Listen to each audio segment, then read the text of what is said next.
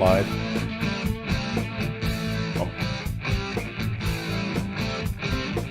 Give it a second, let people kind of catch up.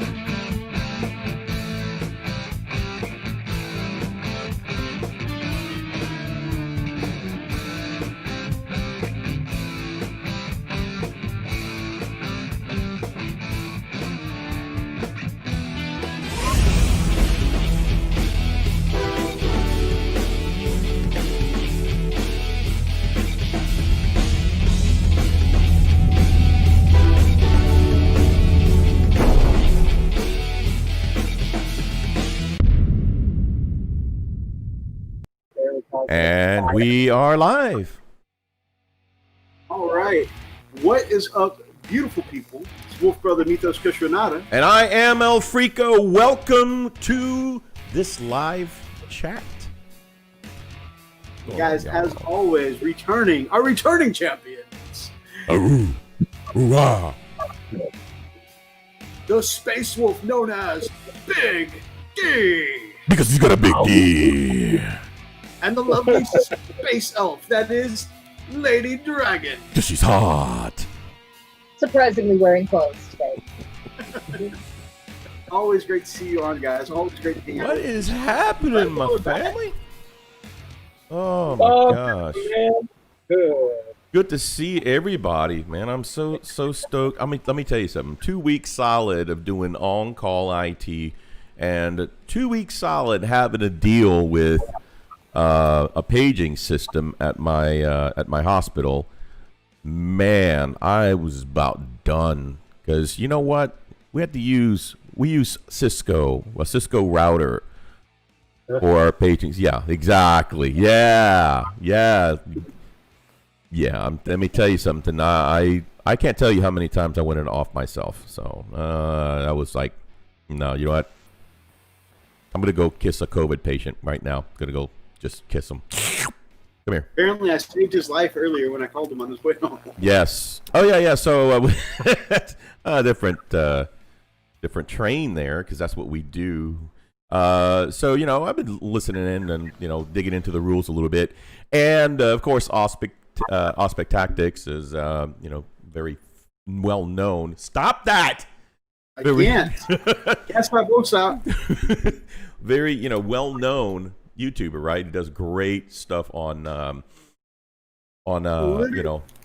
rules and tactics and really cool stuff. Anyway, so I'm like, oh, you know what? I really got to watching 2 really good 9th edition videos from Mini Wargaming, and I'm thinking, okay, you know what? I need to maybe catch up a little bit and see what Auspex says. As soon as I put it on, I'm not driving while I'm watching this. This is not safe. And so all of a sudden, like, oh, okay, no. This cures insomnia fast. So if you have a problem sleeping, put him on and he will put you to sleep. Great information. I can't do it. I nod off, man. Drool on the side of my face. For me, I'm the other way. Like, I can't handle bi-painted, but I love the way Auspex Tactics, I don't get sleepy because the way he breaks down the information is so easy for me to digest. My brain is just like, my brain is open receiving information waves from him. So, yeah. See, I'll tell you, honestly, Winter's SEO, I mean, he is like the British version of me. He's an old dude that just throws down pieces and plays. And when he explains stuff, she has a hard time with him because she can't get past his accent half the time. No, he's got a very thick accent, and you're like, I can't understand a word he's saying. No, he was so freaking soft-spoken. And you're... Yeah, no. Didn't want to turn up the computer. Oh, wow. So I mean, this is what it sounded like to me. It was like, okay, welcome to Auspex Tactics, and today we're going to show you what Windows of the 9th edition is. So grab your paints and what's that?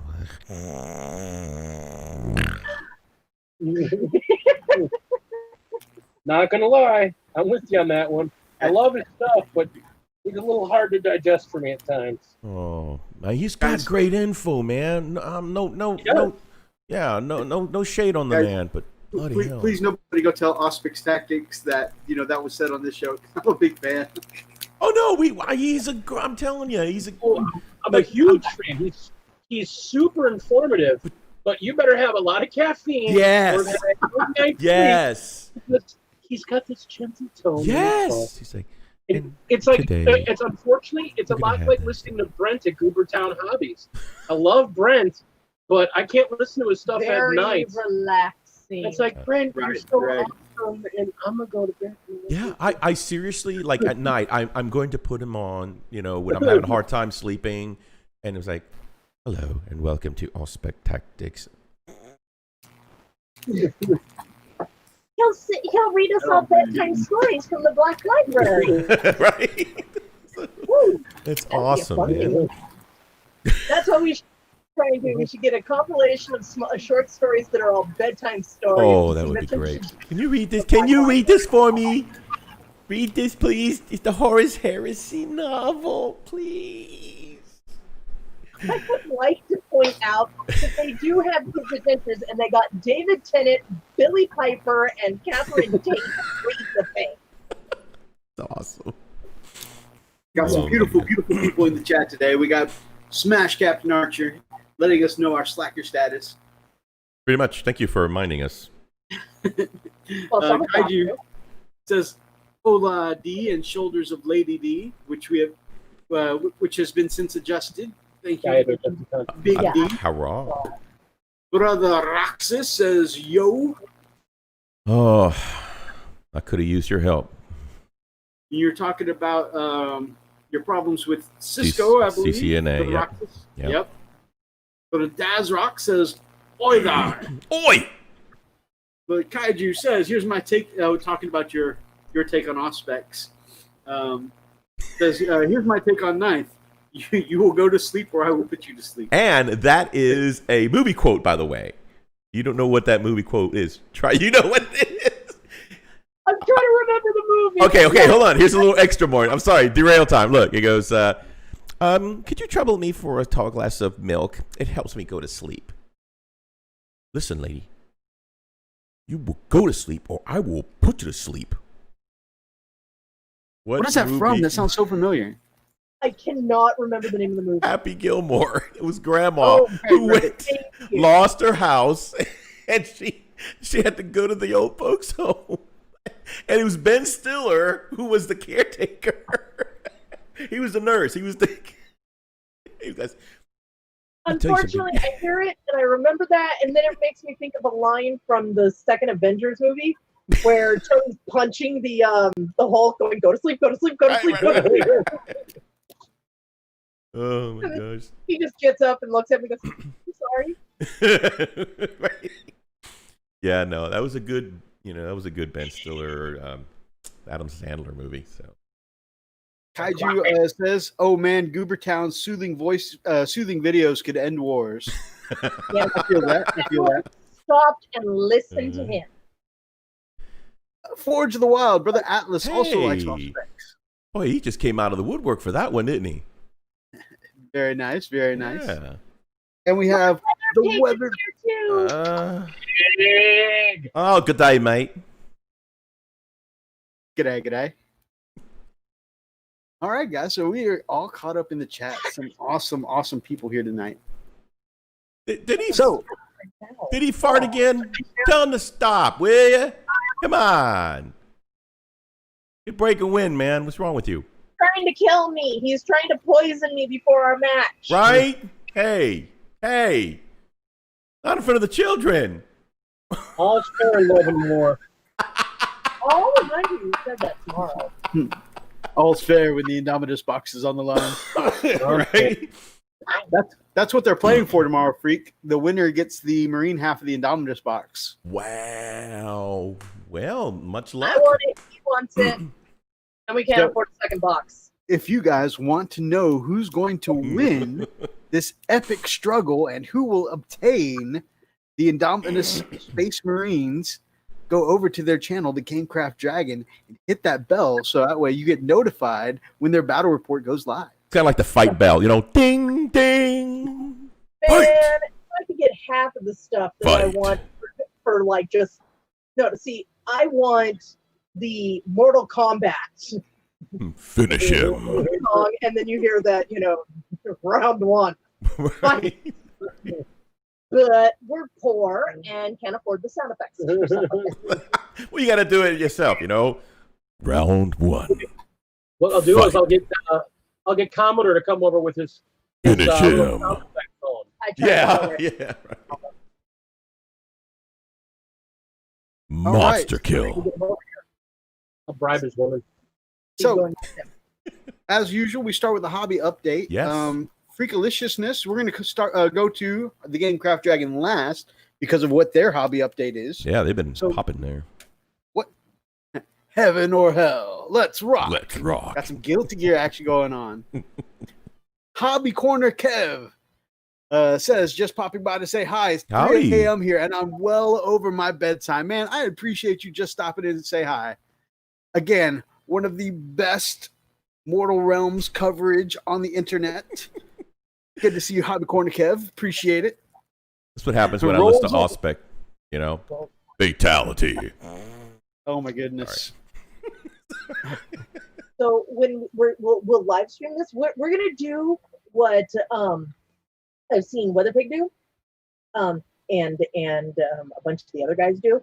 Is we're gonna live stream this, and then you're gonna cut it all nice and down and add flashes and stuff like that. So you mean do a live stream version and then do an edited version? Yes. All right. What? Nothing. Is that all right?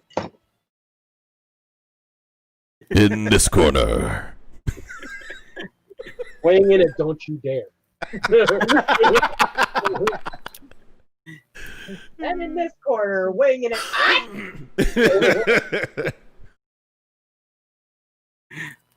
Weighing in that a lady never tells her secrets. Do you know every time I play tabletop games and I get to, they say height and I'll try to my height and it goes, weight, and it goes, oh, hell no. I've written, oh, hell no, don't ask. I'm not answering that. Do I have to answer that? Or just put on there, Joe Mama. I like that one. No, so it's great whenever I got guys that like, my, they'd look at it and they'd be like, because they're doing the character sheet thing and they're like, all right. I ain't telling. Mostly because I have a horrible time figuring out height to, it's like when you're so tall and your strength is so high and your constitution is here and so your weight should be about here and yeah. I'm done. By the way, that reminds me, the other night, I don't think I've gone back to comment because I was not listening while driving, surely. But I need to go. I listened to your show the other day, and I was like, I don't have a space to pull over to comment, so I need to go back and comment. But I was listening to y'all's show, and I was just thinking, man, I already am questionable about 9th. And comparing to 2nd edition, where Thaco still haunts me to this day, it's definitely not a way to get me ready to play 9th edition. Oh, Thaco, how you still haunt me. Thaco will continue to haunt all of us until our dying day. Maths ain't that hard, folks. You don't forget you're talking to the world's only Asian who's bad at math. I'm not. There was something I was gonna say, but I'm not because it's rude, and I'm not. The Cards Against Humanity card is where I get that from, by the way. Actually, I'm thinking about my best friend's husband. Oh no, I was just bringing it up because I know you're well versed in Cards Against Humanity. Alejandro. Since you brought him up, my best friend's husband is. I hate explaining this because it makes me sound like I'm racist, but I'm really not because this is the joke he makes himself. Demonetized. I was about to say, sorry. every time we start a sentence with, I'm actually not racist. It's like, don't forget to like, share, comment, and subscribe. I'm sorry, but okay. He describes himself as the world's only Mexican who doesn't know how to do yard work. Okay. Oh, that's okay because I'm not Mexican. No, only because I Wait, just it's okay. You're Mexican. The old Asian who's bad at math. And every time he does that, I'm just like, what just happened? Plug pulled. Okay, so here's the thing. All right, I'm going to tell this because I know. All right, Methos is Asian. He is Asian through and through, right? That is, I mean, he sake runs through his veins. That's how Asian my boy is.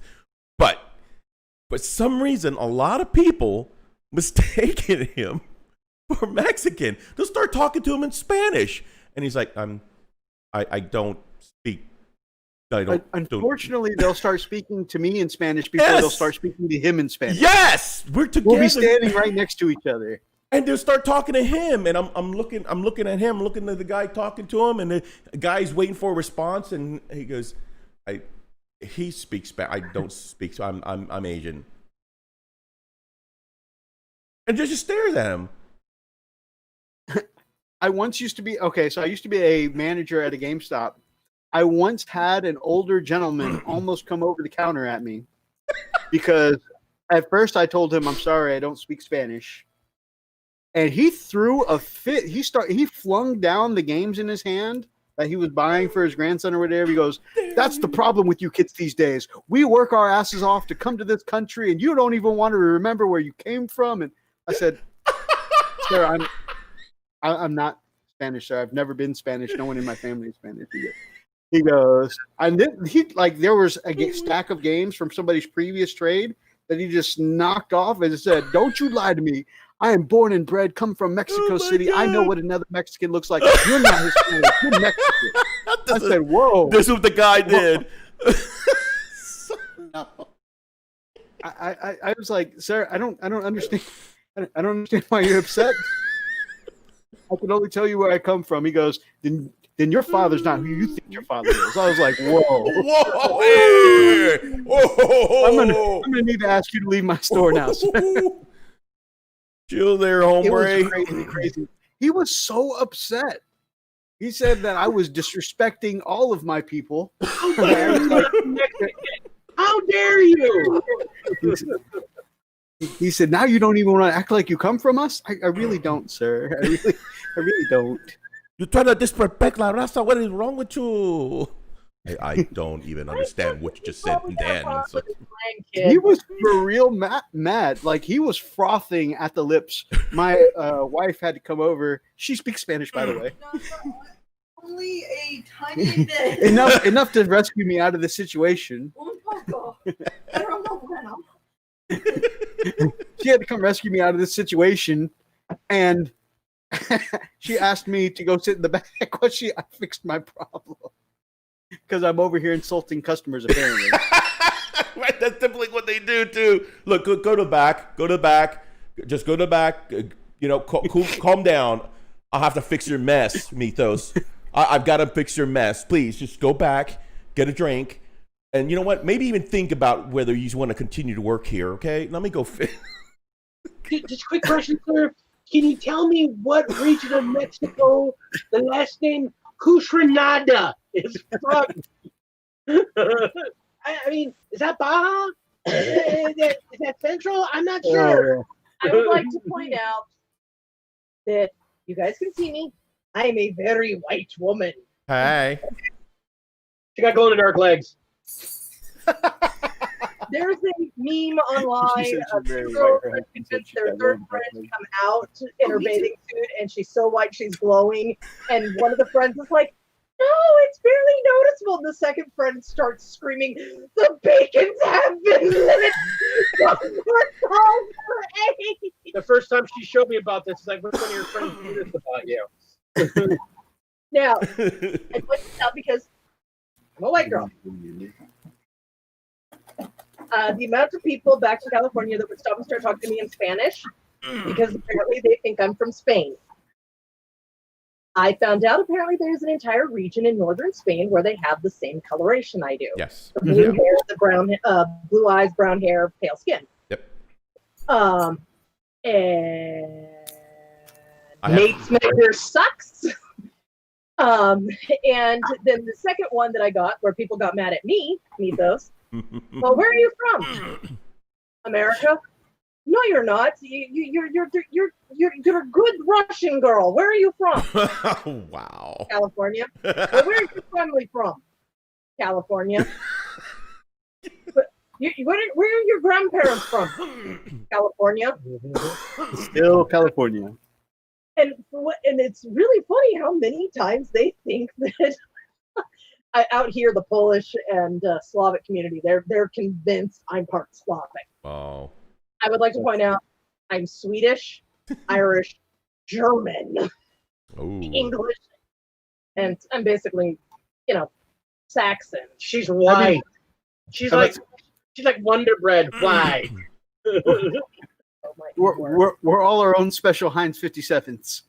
Yeah. I'm a mixture of gumbo. You just put all the crap around, and you put it in, and you just mix it up really good, and you're like, American melting pot. It kind of looks good, but man, I don't know if I want to eat that. That's what I am. It's just you put all the crap together. That's what I am. I got bits from Texas, bits from England, bits from Honduras. I get bits from. It's like, okay, are you my daddy? And it's just a big mess. So anyway, just. But hey, we are all multiple flavors of Americans here. That's what we are. Beauty of America. Exactly. We are We're a very diverse crowd here. Indeed. Every time anybody ever asks me that, I go, American. Where are you Human? from? Down the street. I live there. Kaiju says, the famous Cushionadas from Bangkok, Mexico. Actually, the past side of my family is from Bangkok. I don't know if you knew that. I don't know if I've said that on a previous show, or you're just really good. Well, keep in mind, he's from Oceania. He might actually recognize what you really are. Oh. Fair. Fair. Nate's Miniatures, coming back to the nonstop hobby content because we never get off track. About never. Nate's Miniatures says, holy crap, my game store got 150 copies of Indomitus. I got mine, and it legit sold out in 4 minutes. Holy crap. Crazy. This is why I'm surprised this man thinks he's going to be able to get a copy. I have a copy held in reserve for me by the store owner. I'm good. Oh, he's holding a copy for you? Yeah. That does bring me on to a point I wanted to talk about tonight, and we'll do a reminder at the end of the show.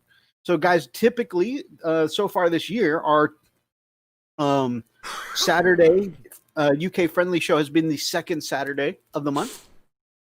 But because tomorrow's pre-order day, your Wolf Brother's going to be down at his local shop trying to get there 2 hours before opening, so that way I can hope to get my hands on a copy. So I'll be fighting the crowds, and of course I know other people will be out and about doing something similar. And of course, in lieu of that, we're going to have our Saturday live chat on next Saturday. Yep. So.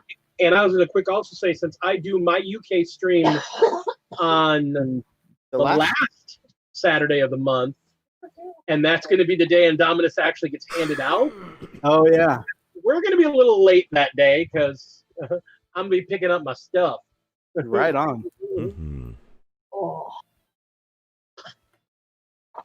Good luck getting your copies all. I feel bad for those who miss out. Damn you, GW. Man, thank you so much, and definitely congrats on scoring your copy. The topic has been lost, lol. Weather Pig says, I'm all Scottish if you follow my grandparents' families back. Hey, that's awesome. One last sharing of bloodlines, and then we can go back on subject. I just have to share this. I went to school with a guy whose name, I wish I was making this up, was Ben Gould. His family, his grandfather on his father's side, was a German officer at one of the camps. His grandmother on his mother's side was one of the women in the camp. Wow. He's Polish and German. Wow. Hey. Interesting combination. Love in unlikely places. And every time he points it out, he goes, I am proof God has a sense of humor. And my response to him was, no, that's the duck-billed platypus. All right, so Freakaliciousness. Any hobby this week? What is your hobby? Well, I got to do some printing because got a couple of things. Got a couple of requests, right? One of them was some really cool little squigs. Got them printed pretty good. They all look really beautiful, if you know what I mean.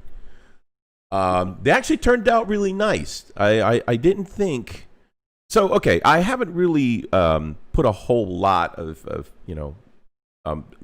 detail work all at once at one time. I've been printing one model or one project at a time, so I never really put 3 or 4 projects on the plate at the same time. Just hearing horror stories, you got to be careful. You got to make sure you get the supports right, make sure you get it all right. I'm like, okay, baby step for me anyway. So I had like 4 projects on this 3 squigs, shoulder pad, and the little small bomber squig. Which this thing was like this. It looked like a flea, Methos. It's super tiny. Anyway, and so I let that. I was like, okay, 5 hours. That's not bad. Came back. I'm like, holy cow! They turned out really amazingly well. Let me see. That little one? I don't know, man. That thing's got to go. So this is what it kind of looked like here. Like I told us, Yeah. Super cool. Yeah, it actually turned out really, really good. He's a cutie, like Yeah, I was looking up. I was looking up, and I asked D. Actually, I said, "Man, I'm really not a fan of the Finecast 40K squigs. Are there any squig alternatives?" And so, Let me hook a brother up. yeah, so he found some, and I shot them over to Freak, and he printed some out. So these will be going with my wall bosses. I'm still waiting on the butter. And there was an entire. He became the topic of the entire chat without being in it because I said I was going to go butter up Freak, so I could get my squigs. Now Butter. there's hello, Plague Child. Did the chat ever decide on a name other than Plague Child? I forget. No, it's still just Plague Child. Still the Plague Child. Yep. They'll forever be Plague Child. They can play Necrons. They can play anything else. They will now and forever be Plague Child.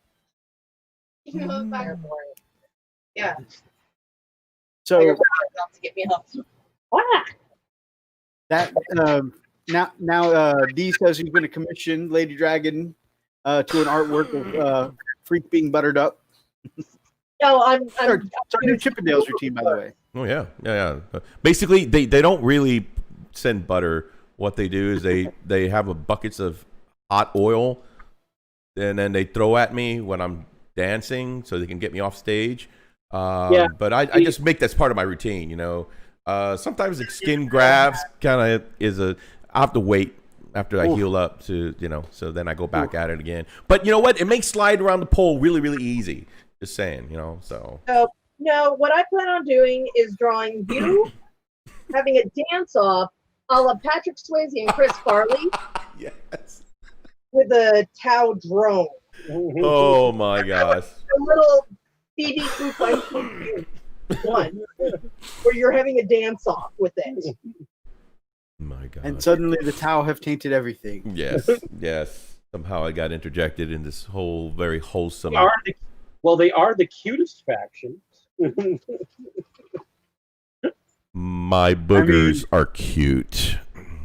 I mean, only judging by certain hentai out there. Anyways, that's a different topic. What else would you judge by? That's fair, actually.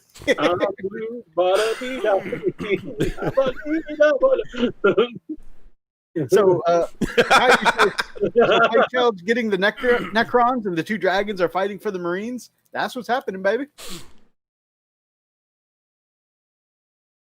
I've been printing as well. Ooh. You're not using that. Wow. That is a really smooth print, it looks like. Man. I've been dialing in the settings. I every time I print something, I kind of look at the settings, and I've been going back to the Mars subreddit and talking to them about settings. And see if I can get this well. You might recognize the symbolry as that one lone Canis Rex. Oh, nice. Except they did it raised. Oh, that's cool. And that's very cool. Except I'm going to paint it so that it's in Space Wolf's colors. Very nice. Yeah. Because when this is done, is going to be the captain or the commander, the warlord of our group of Imperial Knights. Very nice. Very cool. I've even got a wolf head printed, ready to go on the front here. Nice. Yeah, that's going to be Theta. Nice. And I've got the Gatling cannon for the one arm. Oh, very nice. Very nice. Yeah. And the battle cannon, because he's going to have the battle cannon and the Gatling cannon. Mm-hmm. The battle cannon's in my UV fingernail thing, getting toasty right now. Toasty. I have to say, man, I have the Elegoo Mars, and I am super happy with it. It's a beautiful thing. I see it right behind you. Oh yeah, there she is, right there. She's like, oh hey guys. Is it done? Hey. Huh? Yeah, Is it done with the print? Yeah, he's not running a print right now. No, I'm not doing anything. I got a cup of coffee that's just pretty. He's not me. See, I have a simple rule. Oh, look, there's resin in the house. The printer must flow. Yeah, no, I'll think of something that I really would like to print, and then I'll let it go. Spend a little time to make sure that I get everything set right, and then I'll let it go. But now here's the thing. yeah, You have to be prepared that you will have failed prints. Things will fail. Things will not come out right. Yeah. Guess what? Terrain pieces. Terrain, especially if you're building orc terrain. Yeah. What is next year? So, yeah, I wanted a hellhound and it didn't come out right. The whole bottom half did collapse. Oh, no. The whole bottom came apart. So it's going to be a piece of something on my orc terrain I'm building. Hey, that's it. You know? Yeah, that looks cool. Smash Captain Archer also got a Mars Pro. Says it's been super easy to set up, and he gets more good prints than not. So everybody's jumping on the bandwagon. Honestly, Elegoo Mars or Elegoo as a whole on Reddit actually has a subreddit /r/Elegoo Mars, and you've got actual people from the company in there, plus a bunch of really experienced people in there. If you've got questions, even if you think they're dumb questions, go there. They are the most awesome community. They just want everyone to have a good time with this piece of equipment. So they're always answering questions. It's really, really great. It's Arduino. It's the simplest. It's Raspberry with an it's unbelievable how simple.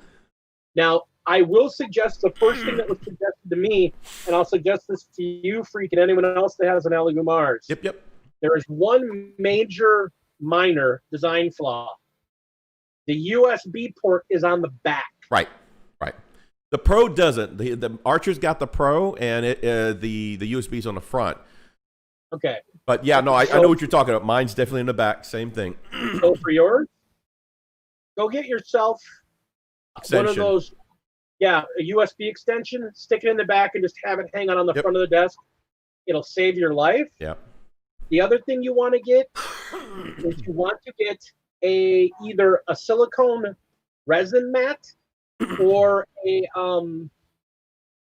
cookie sheet that your Elegoo will sit in, because just in case you have a vac failure or something spills or anything, you don't want that to go everywhere. Oh, I didn't think about that. You want to have something that catches it and something non-stick, because I will tell you now, spilled resin is a pain in the absolute ass to completely clean up. And oh man, you had vac failure? Oh my god, it's like glitter. Honestly, liquid resin is like glitter. I cleaned it all up. I touched something. There's resin there. What the hell? Oh man, you're scaring me now. So yeah, you're right. I'm gonna have to. It's just as long as you got precautions. Yeah, you're all good. I have to be careful because I don't want to block the the vents for the fans, because I know that has to stay cool. But you're right. I think I should. I'm gonna have something that at least has a lip. Just get like a cookie sheet, something really low. The way I word it is, it's one of those things. It's better to have it and not need it than need it and not have it. Yep, you got it right.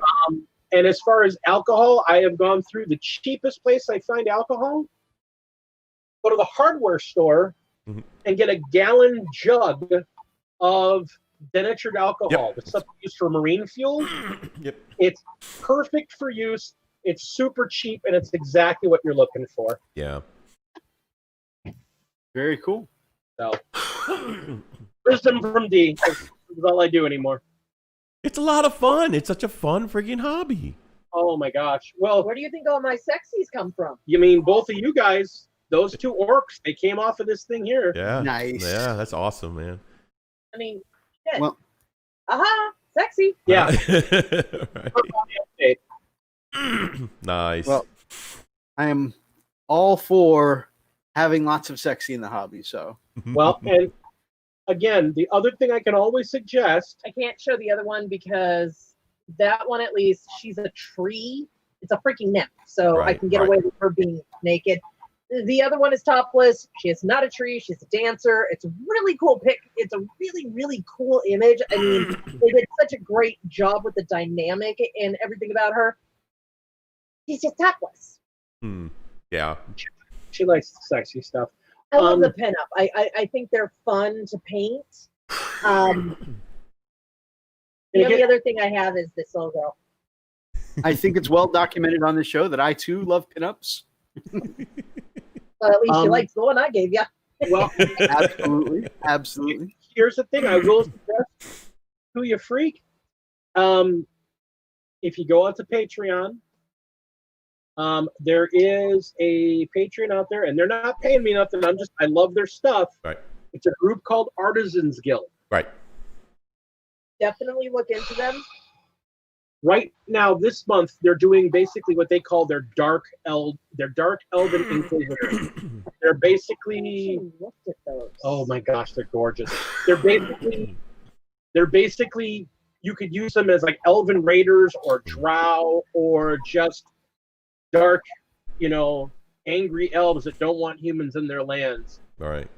They are so beautiful. Even, for a D&D game. Yeah. Or, honestly, you could use them if you played Age of Sigmar. You could easily use them as proxies for the Daughters of Cain. They're just beautiful figures. I'm gonna have to look at those. And it's their biggest set yet so far. Normally they do like 4 regulars and then like 2-liter types and a mount. This month, for whatever reason, they were inspired, so they said, we're going to take all the figures you had ideas for. So this month, it's like 14 figures. Right. Huge That's value. awesome. Well, while their hobby updates this week have been, laser cutting edge technology with the 3D printers, mine has actually been somewhat old school. I finally finished up something. I originally just started working on conference calls, just a little dabbling here and there, and I was so close to being done last weekend. I just made a push Saturday to finish him during our semi-weekly chat with some of our patrons, and I got this metal pain boy done. And I've actually got some close-ups. Freak Alicioso, would you mind showing some of the close-ups of my pain boy here? Old school metal pain boy. Yeah, let me see. Art of the Pretty Week. chuffed with the way he came out.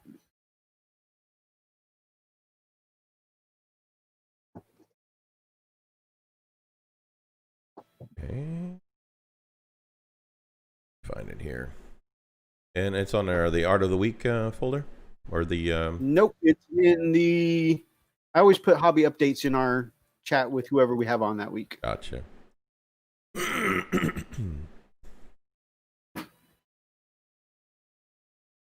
Oh my gosh, come on. Okay, here we are. So this is my hobby update this week. This. It's hard to hurry up and hurry up. Really? Really, man? Really? There we go. There we go. Tis a bit quiet, isn't it, brother? My brother. Well, that's because Zane's not there and I'm not in chat.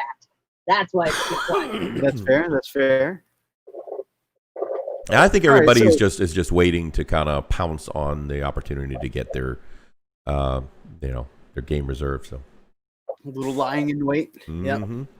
All I right. would So like to point out that in our Discord, I promised I'd wear a shirt, and then I kind of might have said I'd wear most of the shirt.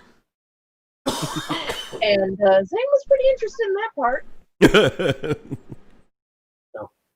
all right. So here's my old school metal pain boy. You can see my usual bright skin highlights. I really, really decided to dirt and grime up the surgeon's mask though. I like your design, dude. The back plates, that is gorgeous. Oh, thank you.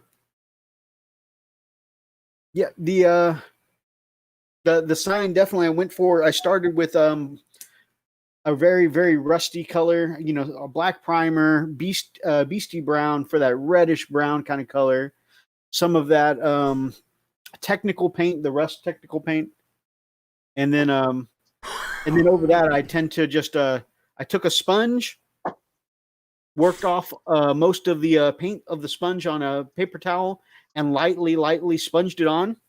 And then I went back with a Q-tip and a little bit of a spare microset I had by, since it has like a light acid kind of quality, and just rubbed it all over to give it that corroded look and let some of that rust show through. So yeah, that back the back stick, I mean the metal tone on that is just, I mean that just looks, I mean it looks like sheet metal. You know what I mean? Yeah, you know, it does.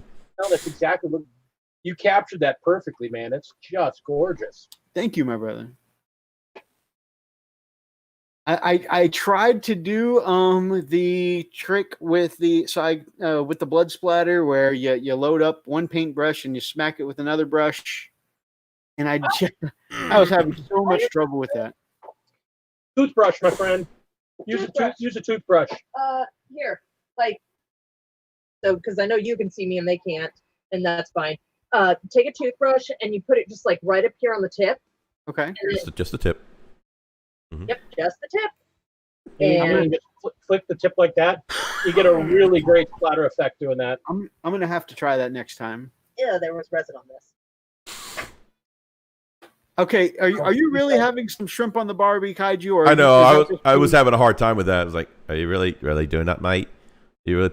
I know we always make a big deal about how impressed we are with you. Just you and Weather Pig being Australian and alive. But seriously, I'm putting shrimp on the Barbie. So I know that we always find you being Australian extremely impressive. But do you really have shrimp on the Barbie now? Or are you just being more Australian than usual? I can't stop thinking of Jim Carrey. Let's put the shrimp on the Barbie. We don't even say shrimp. What do you say then? Prawns, right? Scrimps. That's back to that's Louisiana. really sorry. And, that's back to Louisiana. It's sea bugs. I thought prawns and shrimps were two different. You know what? I'll ask that. They're question. Australians. Right, they have things that can kill. So it's a kangaroo. Don't piss them off. We call it a wallaby. Don't piss them off, because they'll send all their my favorite use of shrimp on the Barbie ever Shelled season. was Those are called crabs. everybody knows the Fox version. The early Fox version of X-Men was the best version of X-Men that will ever be in the early 90s, right? But what a lot of people don't realize is that there was a terrible, terrible X-Men, like late 80s, and it was so bad. And, okay, we all know that Wolverine is Canadian, and at some point, somewhere, one of the writers or the voice actor got Canadian and Australian mixed up.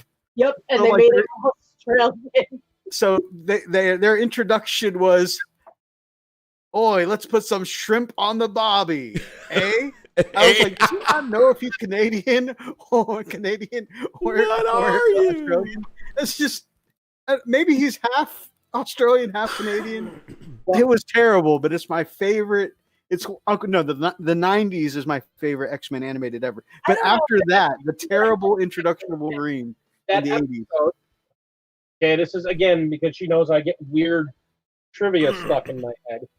That single episode is called Pride of the X-Men. Yes, and it was based on a huge crossover timeline. But the best part about it is it's the exact same plot as the 90s X-Men intro episode. If you watch it, it's the exact same plot. They just swapped out Kitty Pryde for Jubilee. It's hilarious. Yeah, that 90s one is my absolute favorite. Yeah. Yeah. I don't know. She was turning me on to X-Men Evolution, but X-Men Evolution was fun. It was so nothing like the. No, I'm a huge X-Men fan. Read the comics quite religiously for most of the 90s.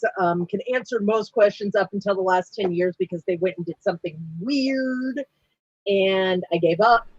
And I thought it was really cool because one of my favorite things I would love to do to people who swore they knew the X-Men better than me, and I'd be like, really? What's the name of Mystique's husband? And who are all of her children? So, Most people can't answer that question. you're a weirdo. We love that about you. But no, I loved the 90s. I thought that was freaking cool. I do remember that 80s one with the original 13 members of the cast that they used in that. I thought that was really cool too. Really liked X-Men Evolution when it started. It kind of made me crazy at times, but man, did I love me some Wolverine and the X-Men. Oh, that's cool. Very nice. Very nice. Ow! Did I get bit by glass again? Maybe. One more hobby update before we move on to our next topic. I got in the mail this week. Speaking of some cheesecake, some pinups, I got Oh my gosh! from Geek Gazpacho, which is cool because it comes not only the model, but also comes with a character card in the box. So this is Erica, number 47 of 200. Very cool, very pretty. But then also it comes with the full art card. So Very sexy, very nice. I really love it. My wife walked by my desk and Lily took one look at this picture and said, she's missing a couple of pieces of armor. Yes, yes. Love it. Love I it. don't deny that. They do another one called Lady Yukari. And I made sure to grab her too. So you did what to her? I made sure to grab one of her. No, I grabbed her. Wow. That one should be in a couple of weeks. Hey. That is it. I have gotten no other assembly or painting done today other than I put a layer of gray seer down on the vampire model we discussed last week. I showed you guys on stream, and that is it. I had wearing 2 hats at the new job, my old position and my new position. I've gotten nothing done this week. Once Monday rolled around, that was it for me. So this has been a very light hobby week. It's really, really, really great for me to go, why am I doing the manager's job when I'm the lowest person on the totem pole? Oof. I love that. So I found out that I'm stepping. Don't get me wrong. I extremely, extremely appreciate being given an opportunity at my own contract, big promotion. This is massive for me. But I found out that in the middle of all this, first of all, stepping into any kind of regional role or nationwide role in the middle of this COVID thing where I can't go out and meet my teams and my people and that kind of thing. It's kind of a weird experience to manage all these people and not be able to go look them in the eye. That's weird. Normally, I'm like, if I need to take a flight to Boston to go meet my team, I'll do it. If I need to go take a flight to California, I'll do it. But like to have to manage all these people and not get to look them in the eye, that's kind of weird. But then second of all, it like my starting day as this new position was the a quarterly business review day. So getting to sit with important clients on that phone call was interesting. And of course our contract is up for review. So of course there's a lot of pressure right here at the start. So I'm just like, yeah. So I was reviewing contract stuff and like so much legalese, like my brain was seriously mush. And I worked until I didn't leave the site until almost 6 o'clock today. So it was pretty crazy today. Pretty crazy. I mean, this whole week has been like that though. Just like nonstop all day. No slacking now. Fox X-Men was really good, says Roxas. Totally agree, my brother. Their Phoenix Saga is my favorite. Yes. Hey, all my favorite people tonight. We've got the Restless Kaiser from Modeling for Advantage in the house. Kaiser, hello. Hurrah. How you doing? I need to refute a comment that was made. Oh, just let it go. Let it go. I can't. Let it go. Let it go. Let it go. Okay, go ahead. Do it. Don't start. I will sing that. Do it. Anyways, Do it. Do it. What? I'm allowed to repeat something? Do it. Do it. Do it. Everyone's going, do it. Do it. Do it.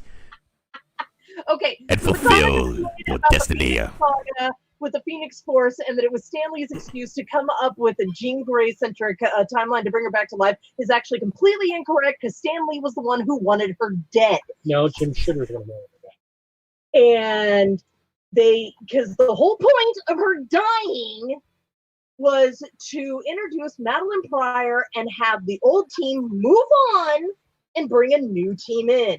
And that was the start of Cyclops becoming the D-bag that he was up until the end of his life 3 years ago. Hey, I didn't know Cyclops was dead. Spoiler alert. Yeah. Yes, he is. Hang on a sec. No, not anymore. 4 years ago. Oh, Yeah, that was being facetious. 4 years ago, and Xavier's dead now, too. No. Oh, come on. I was. You know why? I You know why? don't care. There is only one person in the Marvel Universe that can stay dead. One person. Mimic? No, because he's been brought back. The original Captain Marvel. And the only reason they can't bring him back is because they killed him doing a really great story about the poignancy of a hero losing to cancer.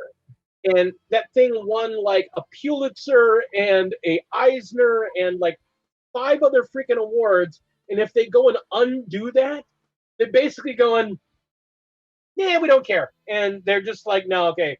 Yeah. That guy stays dead. Yeah, well, that's the equivalency of falling in a wood chipper. You can't bring that back. I'm just saying, you know. He's done, you know, so. I mean, Kitty Pryde has been dead more time. I can't. There's a reason I don't read superhero comics anymore and just stick to my Walking Dead. Because when people die in The Walking Dead, they get et. That's it. They're dead. They're not coming back. I mean, let's see. Magneto himself has died twice or 3 times now. The entire team's been dead at least 3 times. I have an issue where the entire team dies all at once. Yep. And they come back 2 pages later. They come back and they're all like, what just happened? But yeah, so, and Spawn hacks. so I'm sorry, I get a little heated about the whole thing. And Jean is dead now, unless you count her younger self that Beast brought forward in time and screwed up the timeline. Oh yeah, and Uncle Ben, because Reasons. It's a plot reason. He couldn't come back because of plot lines. Dude, they've killed Aunt May and brought her back to life, for freak's sake. Come on. Yeah, for my sake, dang it. Stay dead in the Marvel universe is the civilians that died to the bad guys. Rip civilians with no powers. Rip. This is a very true statement. And I do like Uncle Ben. There's nothing wrong with a little bit of rice, you know? Depends on which Spider-Verse you're talking about. Yeah, that's a true statement. So, and to say my favorite storyline of all time, Age of Apocalypse, hands down. I'll tell you what, though. You know who's dead and not coming back? Sanguinius. Look at that. We're back on topic. Seriously, just Wow. That is what you call a 180 segue. I was waiting for a segue, but I mean, he provided it himself. I mean, we're good. That was a segue with whiplash. Yeah. No, actually, technically, and I agree. He is not dead. He's back. He's in hiding because a part of him. No, he's dead. He's dead. If they bring him back, the entire Horus Heresy is a lie. Well, we're not totally sure exactly how much of the Horus Heresy, anyway, is actually, in fact, factual. So, All right. The one The one that's never coming back is Ferrous Manus. Ooh. Wow. I didn't realize until like I got about 30 books into the Horus Heresy that Horus actually does the whole Hamlet bit with the skull of Ferrous Manus. It's pretty interesting. and they wake up and it was all a dream. Speaking of dreams, isn't Alfarius dreamy? I love it. That was great. The loyalist of boys.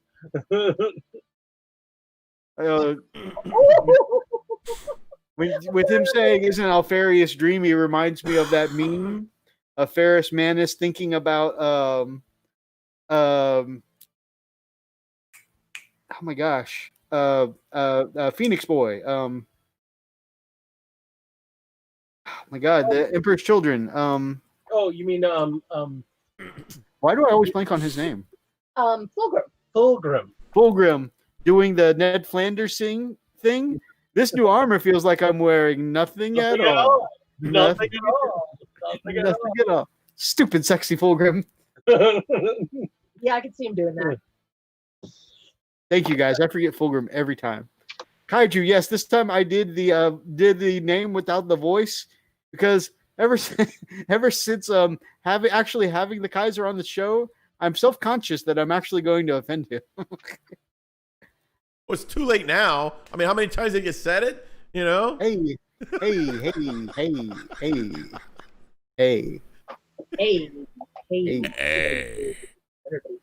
Fabius. Yes. He still hasn't opened it. I've opened it. I've looked at it. I've touched the plastic.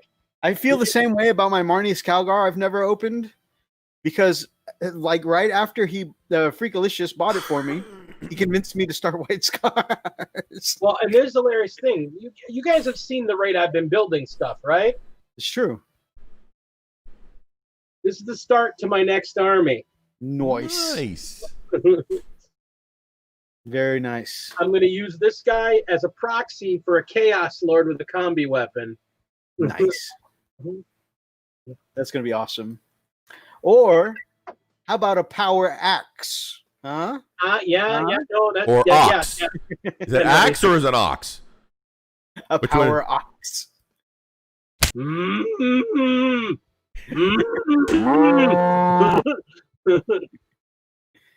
over here and finish this guy. It'll be a combi ox. There you go.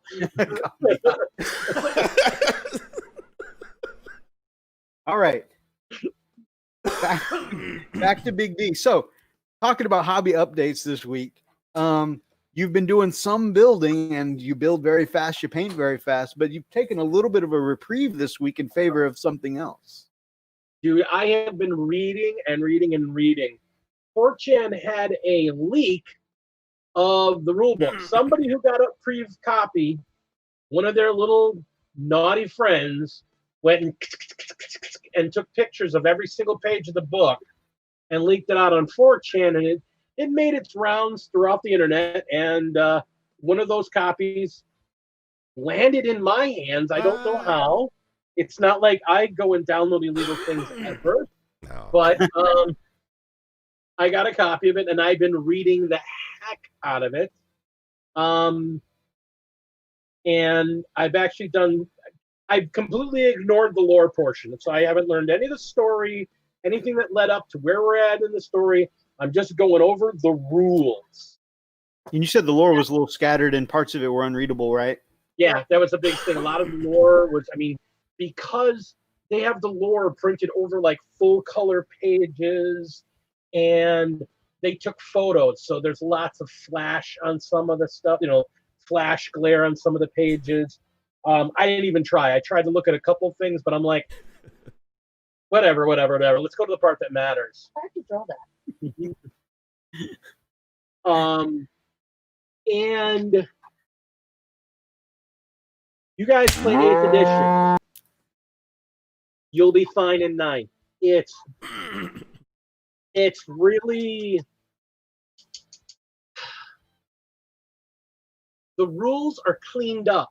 Now, I will tell you, people read the rules. If they just read the rules, they're looking at them like you were having when you were looking at the terrain. We were talking about that a little bit. You're looking at all these terrain rules. It's like, oh my God, there's all these rules for terrain. Last time they had like 1 page of rules, and now they got 11 pages of rules. Here's the thing. The rules actually, if you take the figures and you take the terrain and you put it on the table, and then look at the rules, you go, ow. Because all they did was they created names for all of the things we're already used to with terrain, and then added a couple extra things because some of the stuff, it just didn't make sense. It's like, why is terrain all the same? And that was one of their biggest complaints to playtesters. So they gave a little bit more diversity to terrain, and they explained things in the book rather than I buy a piece of terrain and there's rules in that box that aren't anywhere else. Right. So with the terrain, my problem, and I know a lot of people's problem, is they had trouble the way it reads and understanding it. I understand the individual mechanics. My problem is that between 6 terrain types and 11 keywords, there is literally mathematically thousands of combinations. True. But for Atlas, actually, we were talking today, and he gave me a really great idea earlier, and I think this is something I want to try out. See, my problem is that you've got, I don't know, so they said you need enough to fill a 12 by 12 square densely with terrain, right? And so let's say you have 8 pieces of terrain on your table, and each of them, you know, all the GW previews so far are showing each piece with like at least 3 keywords. So it's like a combination of 3 here, combination of 3 here. And let's say 3 keywords and a terrain, the one of the 6 terrain types. So that's 4 things to remember on this, 4 things to remember on this, 4 things to, you know, so that's like, okay, 8 times 4 is 36. Yes? Yeah. 32? 32. See, I nailed it. 32 individual terrain things to remember. And aside from the fact that I feel like I'm glad they gave some diversity, but I feel like the amount of variety they gave was a little unnecessary. This one needs to be +1 to shoot at, but this one needs to be +1 to your cover save, but this one needs to be +1 to melee. This one needs to be, you know, breachable, defensible, obscuring. And it seems like, as we say in Greenspoint, you're doing too much, boo. You're doing too much, boo. But it's just a lot to remember. That's my big complaint. And I don't entirely disagree with you. Like I said, at first I was just reading it, and I'm like, the hell, man? I mean, it's just terrain, and it seemed really verbose. Like there's a bunch of rules that you're like, why is there all this extra wording on this crap? And then you take the pieces and you put them down on the table and you put a mini up to it, and you look at that. Yes, they have 11 different they have 11 different keywords. Yeah. But most pieces, honestly, most pieces that look the same, even if they're different sizes or they're technically different pieces, share most of the same keywords. So it's, and like I said, the big thing was that they put keywords on things that didn't have a specific before. One of the best one you brought up, and that's someone that it took me a while to figure out what the hell they were talking about, was breachable. Breachable is just simply means, oh, my guys can, my infantry, the little guys, so swarms, monsters, and dudes can pass through this terrain movement-wise without having to go around parts. Oh, so like a piece of ruins. Looking at ruins, it's breachable. Oh, it's a building, it's breachable. So vehicles have to go around buildings, but people can go through buildings. It makes sense. It was all about them trying to create keywords because people were getting gamey with it. And that was the thing I kept going back to as I talk. I actually talked to a couple of the playtesters. I've been kind of, while I've been reading the rules, I've actually gone up to a couple of the Reddit boards that some of these guys have, and I've gone out to some of their channels and just trying to talk back and forth. And I'm hitting up on Instagram and everything, just trying to get some insight on what they found out, because they talked directly with GW. And the biggest, and I know I said this on my stream, the biggest thing that they did, the whole reason behind a lot of these rules was to get rid of the gaminess, where people do stuff because, oh, well, I can do this because it's in the letter of the rules, but it's not in the spirit of the rules. like the daisy chaining, the 30 boy orc conga chain. Well, that's not what unit coherency was supposed to be. And in every single edition before that, and anytime anybody's played in any edition before that, we knew that. But because the rules were kind of really light in 8th, people gamed the system. So they basically went, all right, hang on, y'all cheat bastards. Let's settle down a little bit and get back to the fact that this is a war game that's supposed to represent combat, not you using the rules so you can use 1d6 and kill a knight because you put 50 guys on him. You know, it just, and that's what the rules do. They just wanted to put static rules in so stuff made more sense. It's not more complicated. It is a little more complicated, but like compared to like 7th, I tried to read 7th. I actually almost came back during the last couple of months of 7th. I didn't know 8th was coming out, but I was gifted a 7th edition box set, and I was reading the rules in there, and I'm like, this is calculus. I don't get this at all. Not happening. And I have a friend that's trying to get me into playing 30K, which is 7th edition rules. And I'm like, that's cool. I like the armor. I like the look. The armor rules and the movement rules and the shooting rules and the pennant. No. So that's the thing. Yeah, talking about Mr. Tick. I still really want to do 30K just because I really love the setting, but man, those rules, trying to wrap my head around all those extra rules. Yeah. I would also like to point out this is the man that goes, if I'm playing 30K, we're doing word bearers. I'm going to be evil. I'm going to be evil. That's the same reason I had considered for a long time starting 30K because I love the 30K model so much. But I understanding, getting used to 8th made me like 7th edition rules a lot less. So. Yeah. But, I mean, that's the thing. The stratagems, I mean, that was like one of the things I talked about. And this is one of the things we should be happy about. Overwatch, which really wasn't a game changer, but it was still slowing down games because people were overthinking the 6s and overthinking the I'm going to get hit. And so they'd slow down and melee would not get in there. And that's one of the reasons they got rid of Overwatch. They're like, Overwatch shouldn't be something that confines a game. Now, I know Tau, but from the beginning, that's always been a thing about the Tau, so it made sense for them to keep that rule. The flip side is... I was okay with them keeping Overwatching with everything and, the 40 unit Overwatch. You kind of know you're going to go in and get Overwatched by the Tau. Their entire gun line is shooting at you. I understood that part was coming. Just the unlimited free, no resource spending, that's not always been a Tau thing because resource spending is new.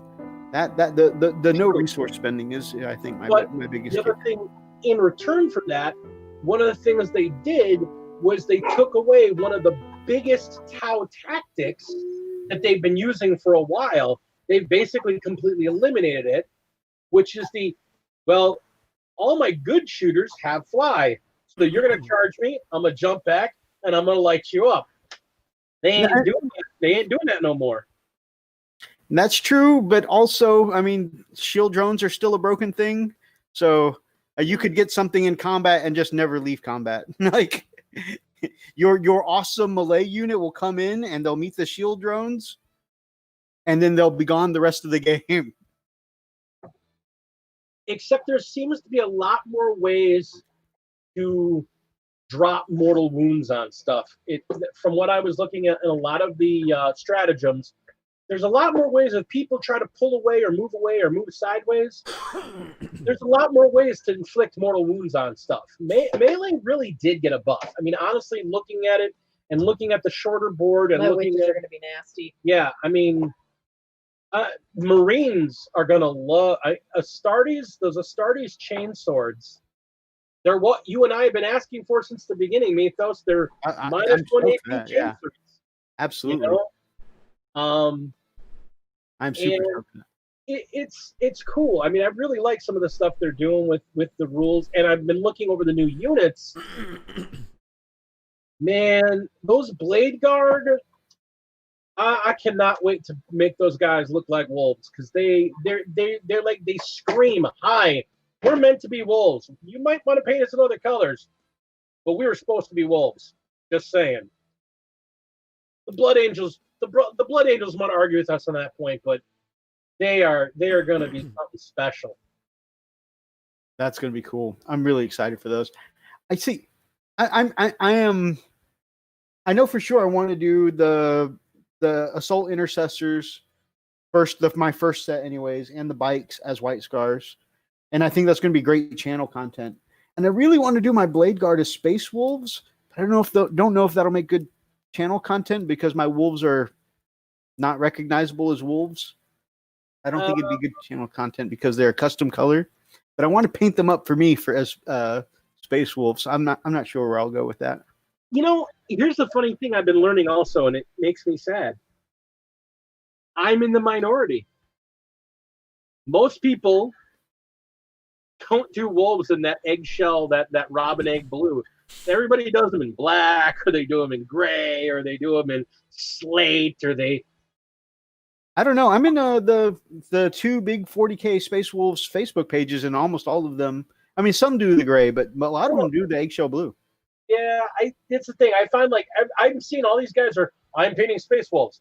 Well, they say to do it in this color, but I think that's too light. So I try to stick more to their 30K color scheme. The amount of times a year, I try to stick to their 30K color scheme. It's like, they have 3 colors named after them. Why aren't you using those colors? Fine. You commit your heresy. You go over there, do your crap. I even thought about it, honestly. I was thinking about taking... Turbo Dork has a metallic... They have like a metal flake, slate gray. I was thinking about doing some units in that to see how they come out, because that'd be kind of sharp. Archer says he's so hoping for jump packs for the Assault Intercessors. And as someone who plays some Raven Guard, I can definitely understand why you are definitely waiting for that.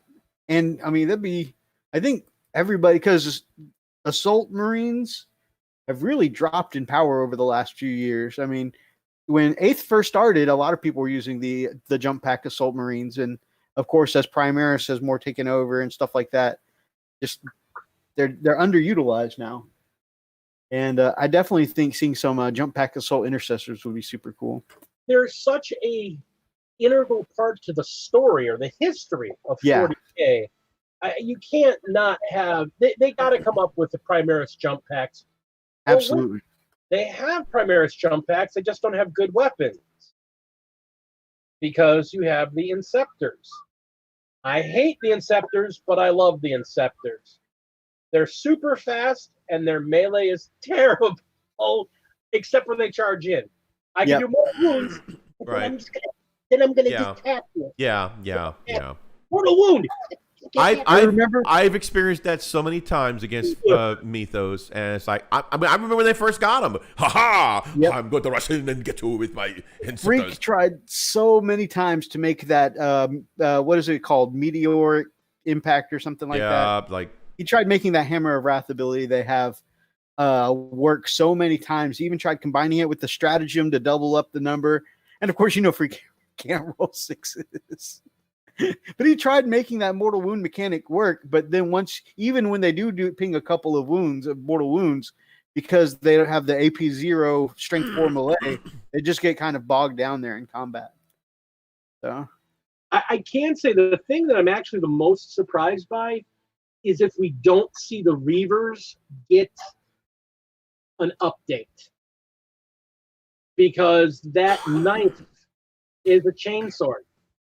And it's like, so the elites are less good at melee than the average melee dude. And now that the assault intercessors are troops, the average troop choice, Right. Yeah, I mean, I'm sure they'll change love that. Reavers. I love Reavers and 8 for Wolves. My Reavers are going to be in the box, and they ain't coming out unless they get an update. Yeah. I mean, I'll still probably mess with my blood claws for a little longer, but I never really bought into Reavers anyways. I still was considering them for my white scars, but I don't know. I just now that assault intercessors are troops, I feel like there's no point in breaking out the Reavers. The only thing the Reavers do is give you Primaris quasi jump packs. So, and the scout move. Yeah. I mean, the stun grenades are nice. Not going to say those stun grenades aren't bad, but they're overpriced for what they do, unfortunately. Agreed. Let's see. What you painting, Lady D? I'm actually working on a Cornate. He's almost done. I actually just need to add his metallics in now. And then he'll be nice. Put on his base. That'll be the first Cornate I've done in a month. Still working on our Age of Sigmar, guys. I love your Cornates. I can't really work on my salamanders right now because I kind of promised that I would, because he wants to do a series of videos of me just painting and then talking about my girls and the lore and stuff like that on camera. I had an idea for something semi-cinematic for me to do. Why anybody would want to watch me do anything, I'll never know. But hey. So that's all I'm doing here. I got the idea from watching Miscast Terrain. If you're not familiar with Miscast Terrain, you're missing out. They're a great channel for sure. Yeah. Archer wants those assault intercessors with jump packs for his Blood Angels. By the way, I misspoke earlier. That's the thing. Blood Angels, there are the Wolves, the Black Templars, and the Blood Angels are gonna love this Indomitus box to pieces. It's gonna be so good for the three of us, and it'll be pretty good for everyone else. I mean, they're good models, but for us melee-focused armies, because it's the reintroduction of viable melee figures in Primaris, it's good. Agreed. We've got Grumpy Guy Gaming. Good morning. Hello, Grumpy Guy. Hi. We'll be looking at several pieces from Grumpy Guy Gaming later on today, and a couple of which he has tutorials for. So that'll be cool to see. Yes. I just have a question that for later in the segment because I know that we need to. You guys are trying to keep things more. I've been drinking. I'm sorry. So if I'm slurring, I apologize. Oh no, we're good. The themed painting thing that we had talked about a couple weeks ago. Yes. Any chance of talking about that tonight before we call quits? Sure. Okay. I didn't know if there was time on the between what you guys are talking about with Indomitus and the Art of the Week if there would be time to talk about it. Absolutely. I think during the Art of the Week would be a good time to talk about it. Sure. Yeah. I think there are several pieces from that artist in Art of the Week, so that'll be a good time. 40K a day. Amazing person. So before we move on to Art of the Week, Freak, I know we've done a lot of yammering, and I know you watched some of the 9th edition rules videos on your way home from work. I mean, not on your way home from work today, but you were listening a little bit today. Any thoughts from you? I know you seemed pretty interested earlier when we were talking on the phone. Well, I have to say that Big D's got some validity to what he was just talking about because, again, it was more so like it was more wordy, but it's to close up the loopholes of 8th in a way. So I can understand it. I love how mini wargaming they were able to kind of make it a little more realistic. They had the minis and they showed the they showed the way to actually an example here and there, so it made sense. I think the part that got me a little worried too though was where everything has to have be within 2 inches. You got to have, what was it called, Coherency, yeah. So the new coherency loss rule. So that's going to be an interesting one, especially when you start. You got to be more selective, as you're pulling your models off, because if you've got that, offset of your coherency, well, guess what? You're going to be dying left and right. Okay, not only did that guy die, but so is everybody else. Yeah. Although you just got to keep in mind not to pull from the center. Exactly. Exactly. But I mean, considering what you have in a center, what if it's, I don't know. Anyway, but yeah, you're right. You just got to be careful. So it makes you a little more mindful on what you're doing, which I kind of have to agree. It makes you pay attention to the details. Sure. That's the main thing. And I think that's so far that's what I've taken away, is that it's more so, you're paying more attention to the rules, to the details, and you're not up in once on somebody else, due to certain loopholes of 8th edition. And I think that may actually work out. I mean, look, here's the thing. It took me a long time to get to 7th, and I didn't get to all 7th, but I had a decent grasp of it. So this 9th is not going to be that bad. Yep. It's definitely going to be a more subtle jump for sure. Right. The big thing that they kind of made it, when I was looking up the rules, they really seem to be pushing towards, if your unit can be 5-man or it can be 10-man, run the 5-man unit. It just seems that's really what they want you to do. They want you to run 5-man units. By making everything more expensive, they're going to be making playable armies smaller too. Right. So you're going to want those 5-man units. It really kind of, honestly, that is the one little thing that does the one thing that a lot of people are worried about. It's a slight slap nerf to tactical Marines. That can kind of go both ways too, because you don't want to get into blast rules or coherency problems. So it kind of encourages you to just go for the smaller squads. But because you want to fit everything into that one free detachment as possible, you might be tempted to pack some of the units out bigger just so it all fits in one detachment. It's kind of a little give, a little take. Yeah, I've been looking at it for my Imperial Guard, because my troops have to be in squads of 10. So it's just like, I got to run my guys in basically two rows of 5 when I move them around. And morale for them can be a real problem. So it's a real concern. Yeah. All right. My favorite thing is the changes to the engagement range, adding the vertical.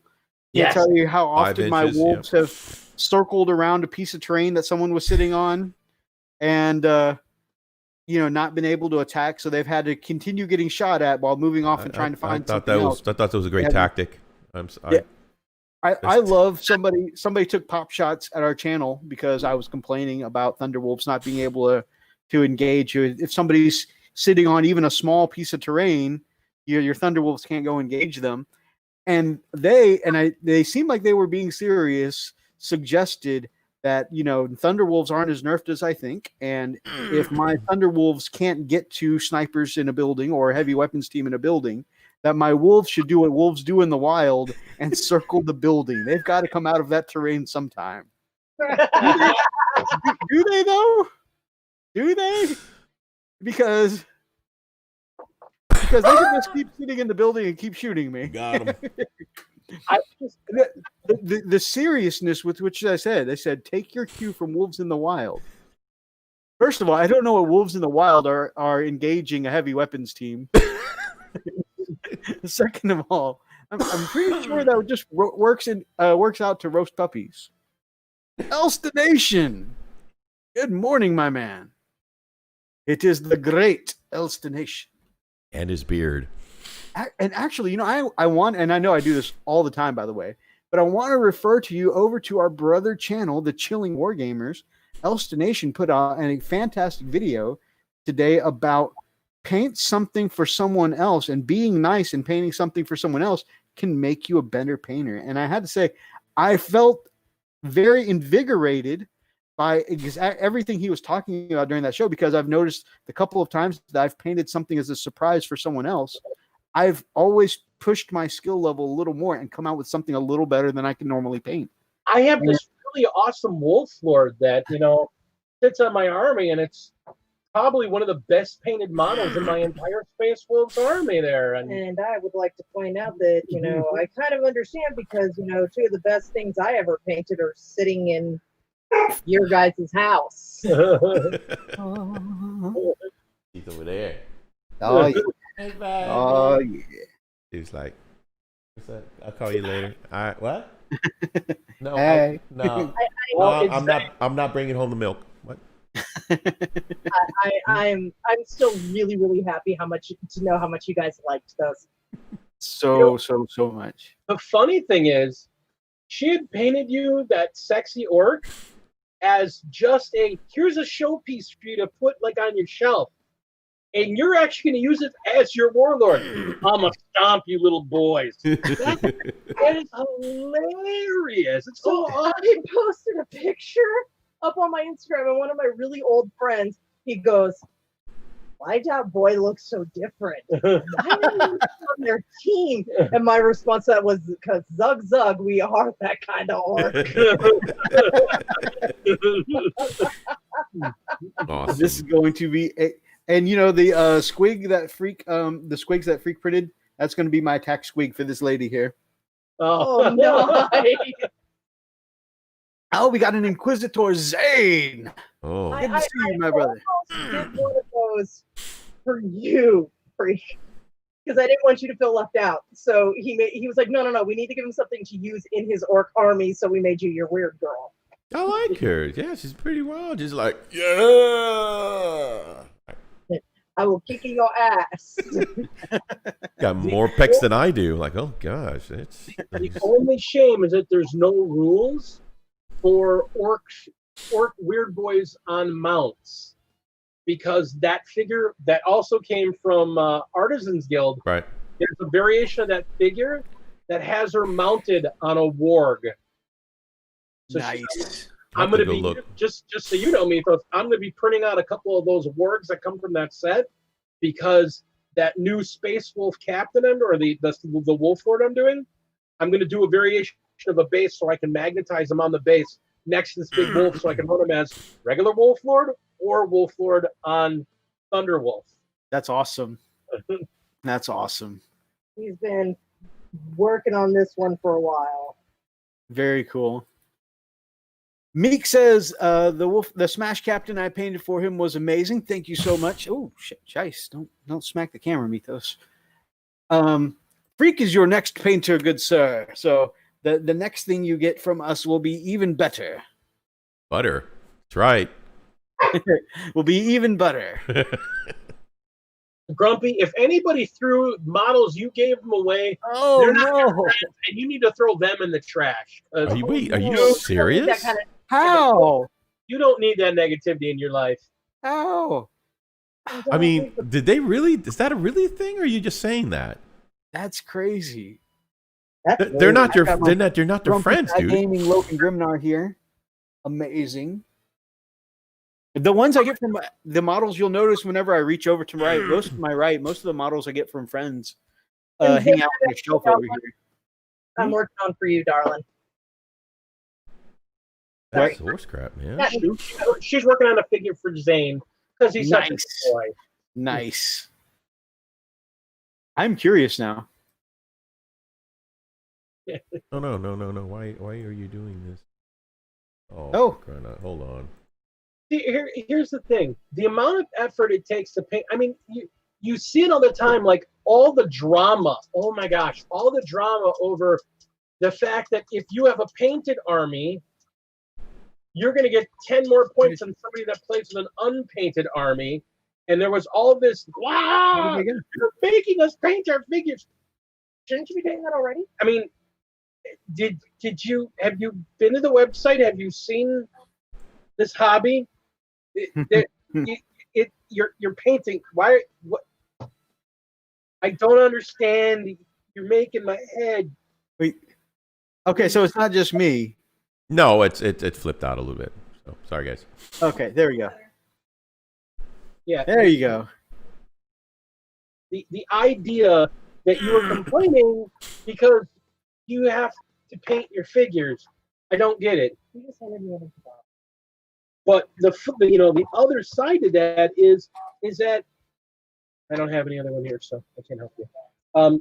The flip side of that is that if there's all this complaining about I have to paint these models, and somebody else paints a model and gives it to you, that should be like a treasured possession. Right. I had a figure that a buddy of mine painted for me in 1984. I was 2. 1984. Nice. That's awesome.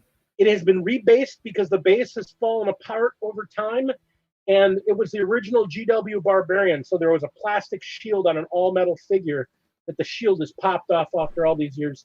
So I got to 3D print him a new shield. That's cool.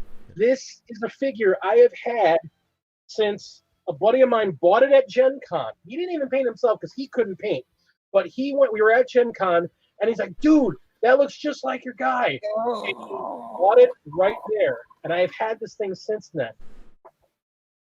No, I'm so sorry, Grumpy. I'm so sorry. What? Grumpy says his former best friend, and I really feel like the word former should be in all caps here, threw a Lord of the Rings Balrog into the trash after he broke part of the wing. Oh my man. God. Oh, you're killing me. That's so crazy. I got something I want to show y'all. I mean, oh God. Man. I mean, I'm so sorry, Grumpy. oh, that's I'd have terrible. straight up murdered someone. Yeah, I mean, seriously. I mean, just But that one from 84, that's amazing that you still have that and it's in such good condition. yeah. I mean, this thing. Oh, he takes such good care of That his thing, stuff. I put a magnet on the bottom of this thing so I can keep it up and away from getting smashed around and bashed around. Because Nice. this was given to me by a friend. He has since passed away.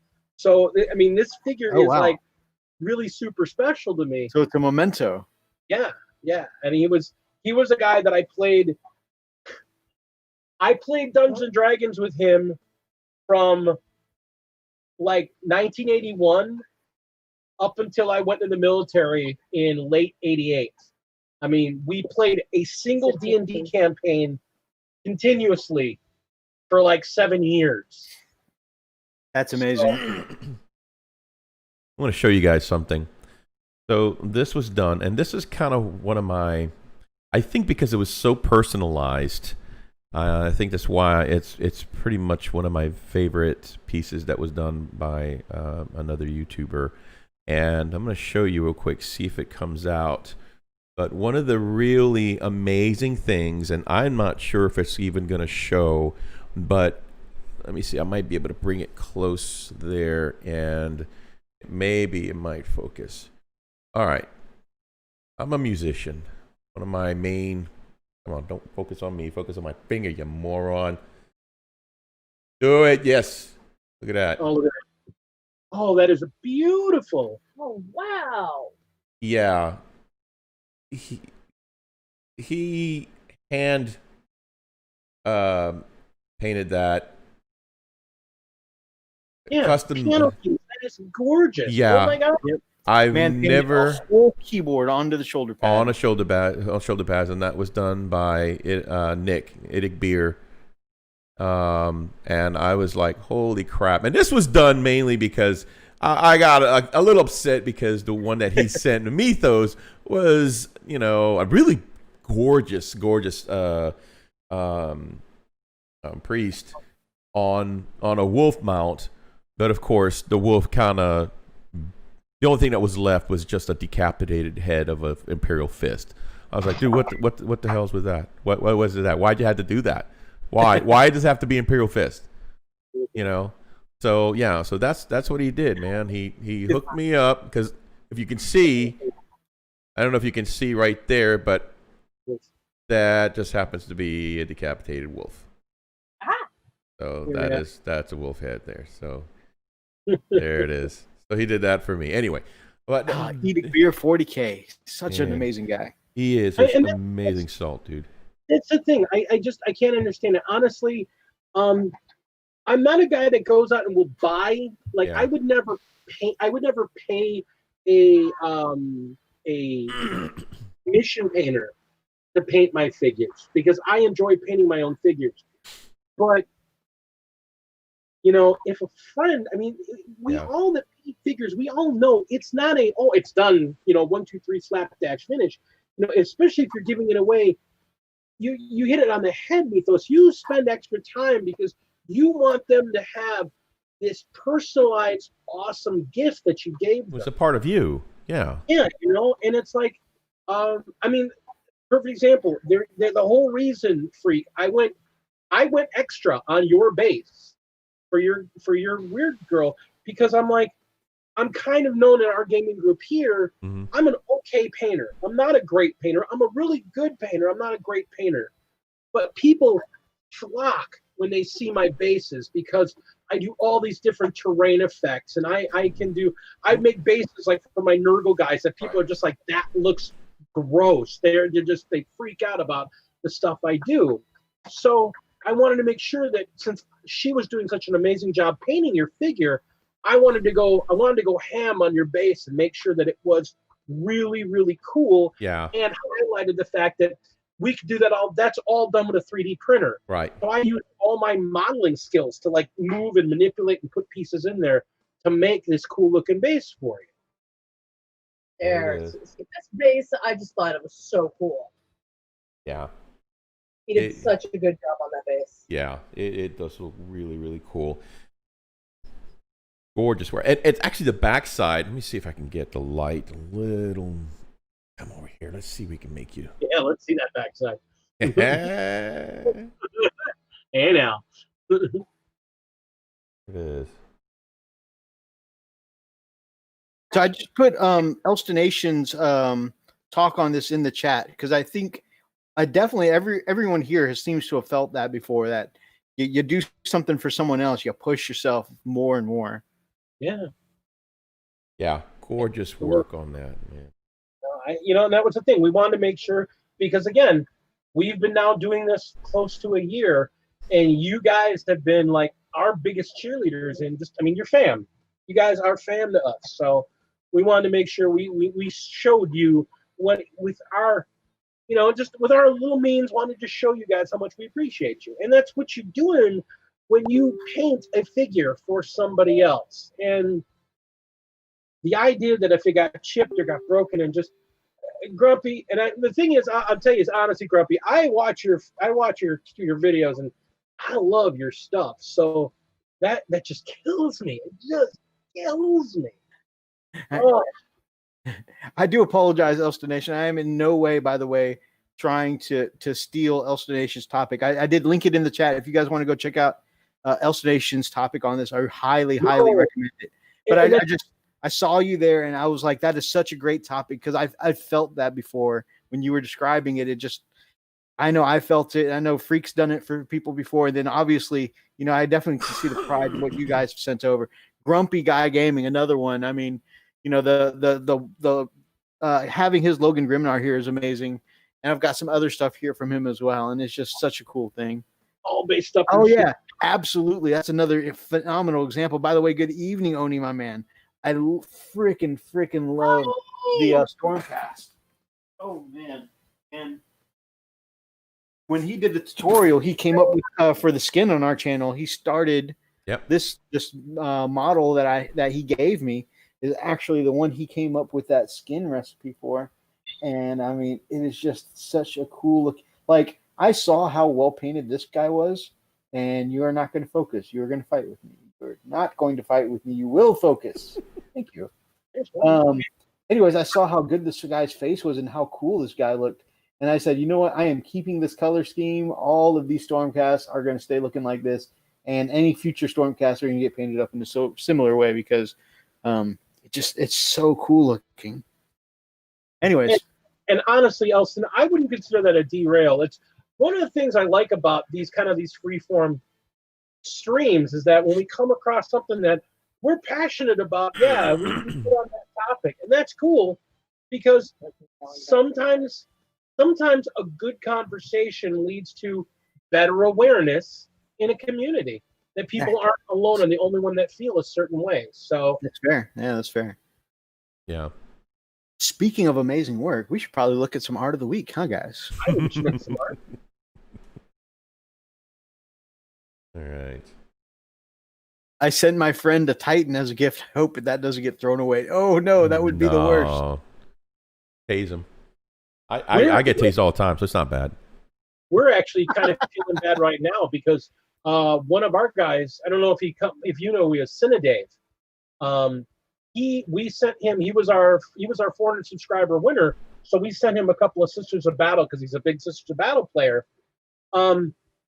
He sent Lady D a figure like a month ago. We haven't seen it yet, and we're just like, oh no. You know, it's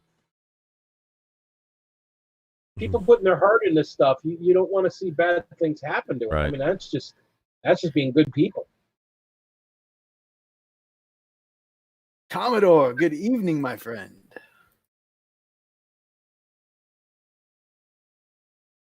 All right. So time for some art of the week. Looking at some amazing stuff here. Here you can see an Incredible Hulk. Amazing work. So this particular Hulk we're looking at was 3D printed on Freak's old PLA printer. Yeah, you can see I still got my my what you call it back there, my salamander. Yep. Okay. Could we start with the stuff at the bottom and then work our way backwards? Yeah, we can do that. All the way to the bottom. Hey, you know that PLA orc, that PLA that Hulk you got there? Yeah. Somebody on I recognize the figure. Mm-hmm. Somebody on Thingiverse took that Hulk and remixed it and turned it into a orcish warlord. That's cool. That's so freaking cool, dude. It's the same body, but they just put boots on him. No way. That's and awesome. a big old belt on it. And an orc head. The same bodies in the same pose. Epic, dude. All right, what are we looking at here, Methos? So this was just a really cool kit bash. I want to say that Commodore sent it to me. I could be wrong. It is a Tech Centaur that somebody kit bashed from one of the new cavalry for the AdMech and an engine seer. So I thought that was pretty cool. It was one of those kit bashes that really grabbed my attention. So I mean, even though it was still gray and unpainted, I was like, I got to show this off. It is pretty cool. Yeah, I feel like I need to get me an engine seer that's going to be kit bashed like that.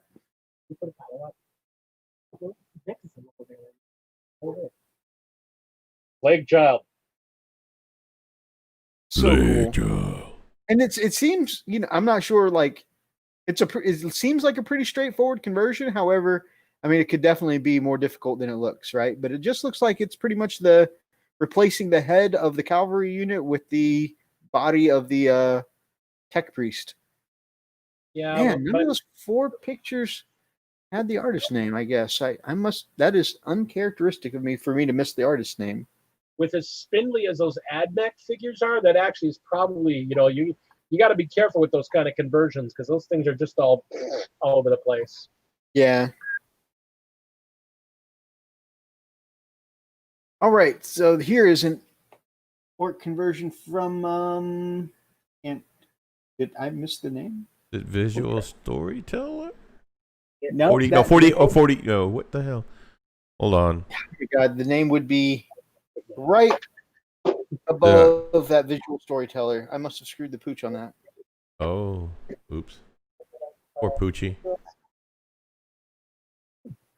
I've got okay. Well, let's just look at the close-ups, and I'm on the orc community page right now, so I will definitely be able to pull up that name here.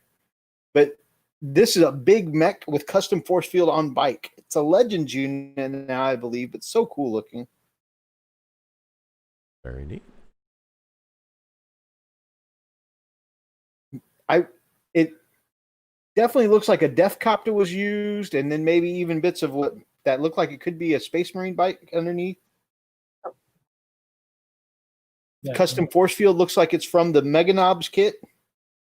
Lots of cool stuff going on here. A really cool looking bike.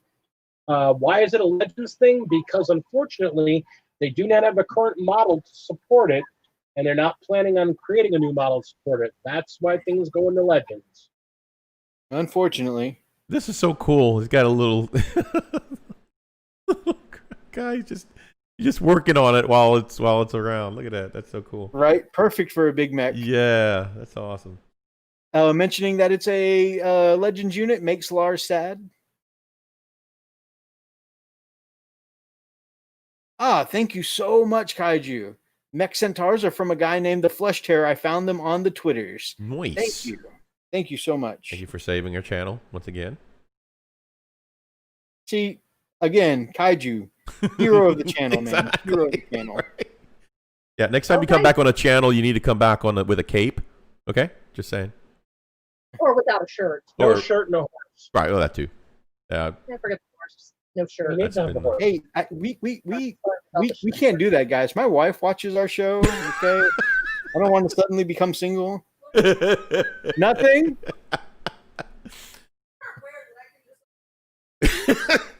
Someone suggested that Kaiju come onto the show with no shirt. I said, my wife watches this show. That was me. I freely admit it. Kaiju, a.k.a. Sexy Jesus. What? Okay, now I just said, man, I will have no problem going back and finding this.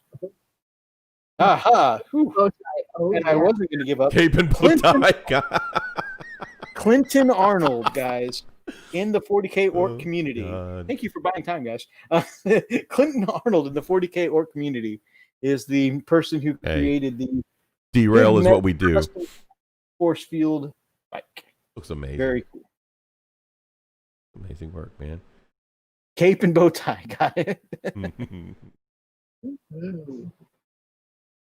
This face, guys. This face looks like it's on one of those little statuettes, you find. Gosh.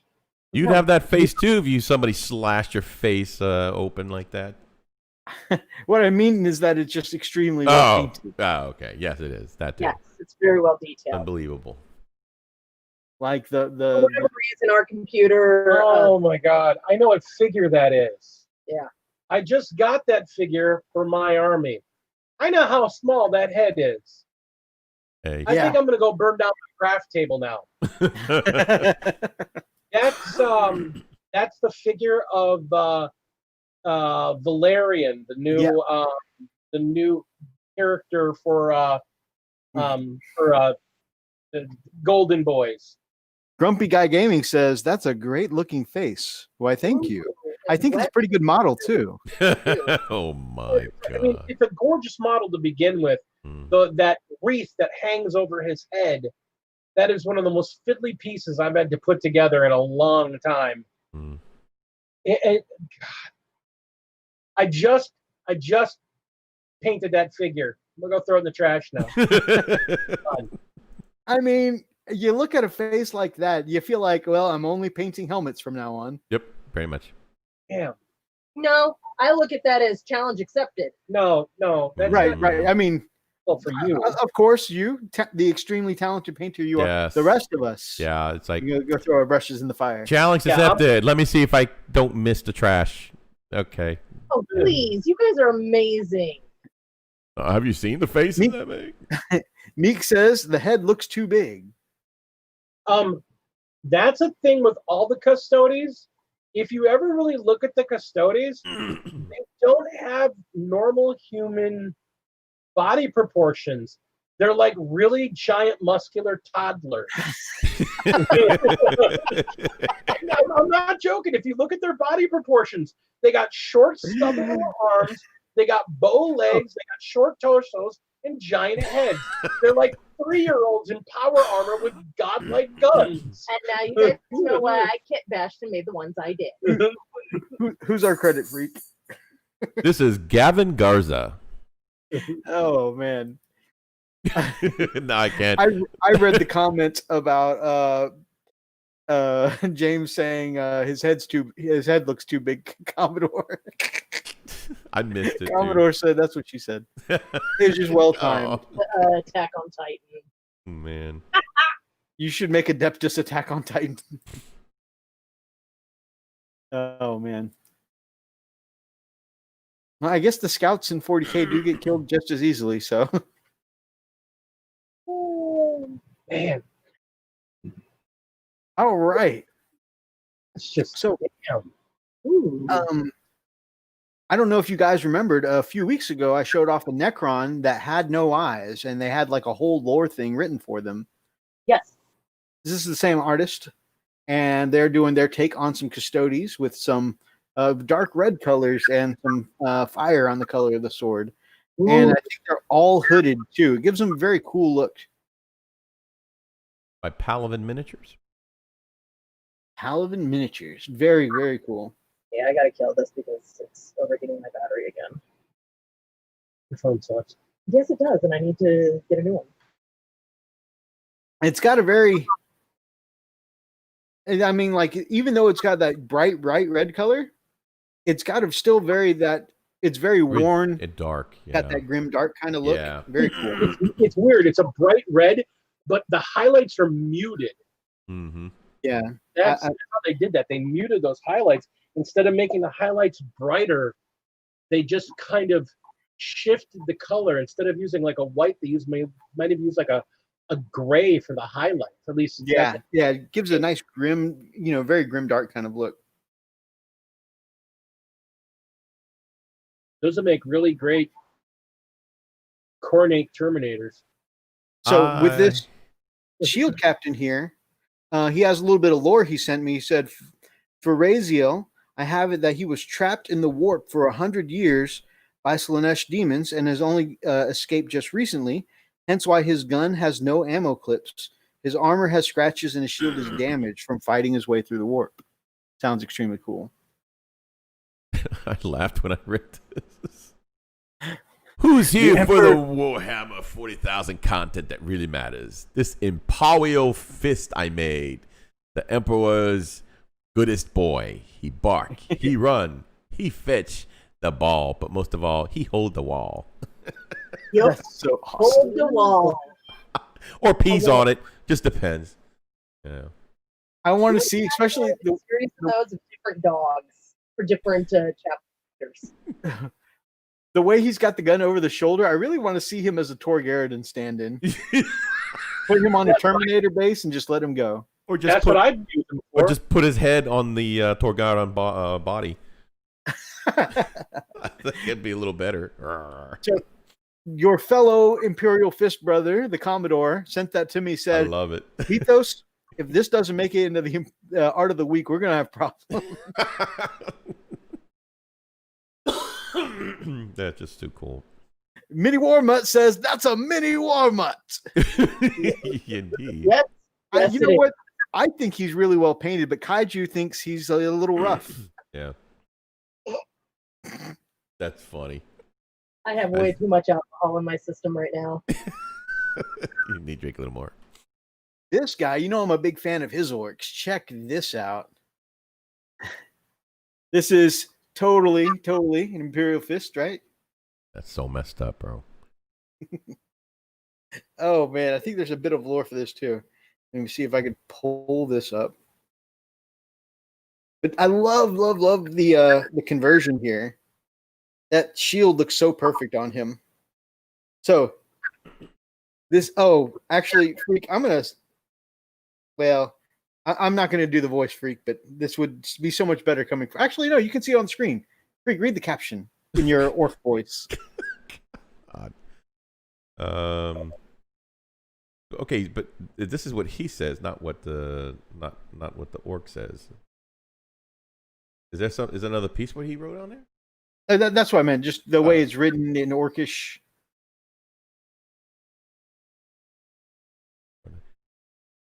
So the painting this guy up made him think he's an actual Imperial Fist. It was difficult to take a photo of as the shield is angled to the right, but was a pleasure painting. Read how he's got the weapons listed. I don't see that. Hold on, let me go to the next one. No, it's right up top. Imperial Fist armed with. Oh, he's got the Imperial Fist knob armed with hammer, smasher, and shield. There we go. Perfect. God, I love the way you read Orc. That is so cool. So our brother over at the Chilling Wargamers for the Spud, another one of his amazing looking orcs. Check him out. Oh, fancy I'm holding his heart now. Or is it a spleen? Damn it, I don't know. So over on Instagram, he is the Nightly Gamer, but you know him and love him here as the commander of the Phalanx. But, we've got the Commodore here with his Imperial Fist Apothecary. Yes. Looks like he just... Elster Nation says, you say read Orc, I say read Spud. That's fair. You're not wrong. Tomato. Right? His is a very difficult one to mimic. So I'd have to actually listen to it several times before I can even get to it. So check out this Apothecary, also extremely cool. I gotta say, there's Phoenix. I gotta say, honestly, since white is my least favorite color to paint. Right. I love the amount of white that he did on this figure, and it's just, I say this about his paint style all the time, but I have to say it again because there's really no other way to describe it. He paints so freaking clean. Right. That's exactly the word Freak uses to describe it too. Yeah. I mean, there's just beautiful, crisp, clean lines, really sharp highlighting. Yeah. And the thing that kills me about it, and you guys see, you don't get to hang out with them. This creep is in my house about once a month at least. You know, I mean, hell. I mean, we get to the point where you call him a creep, you kind of call the cops. You know, I don't know. I can't call on the cops. He's dating my niece, so I got to be at least. Yeah, they got this creep in my house. Yeah, no, we're gonna keep him. I just wanted to call you, let you know that But here's the thing: when you ask him about, you try to talk to him about his methodology and his approach to it. You know what he says? Well, I just followed the tutorial that Duncan did. I'm like, what? Duncan does those great tutorials on Warhammer TV. I just followed the tutorials. Babe. Man, the latest comment from Phoenix would really amuse you. So I got to say, for someone who talked a lot of noise about painting white, how much they hate painting white, this is gorgeous. I'm going to have you start painting my white scars for me. This is so good. There's one other person that I know that paints really, really clean like this. As a matter of fact, same one who actually built my Redemptor Dreadnought. That's Oni.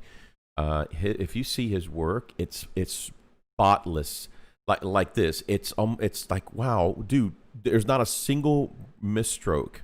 For me, you'll see some misstrokes, and you can, if you zoom in, you can say, "Oh wow, were you drunk?" Oh no, that's your normal stuff. Okay, maybe you should drink, Freak. You might actually paint, but it's just I get misstrokes. His stuff and like this, it's like super clean, very, very clean work. The scary thing is he wants to come over so we can take some really nice close-up shots. You guys got to see his knights up close, because he did a full army worth of knights, like 2,500 points of knights.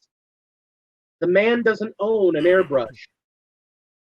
Yeah, wow. And they look just like these figures.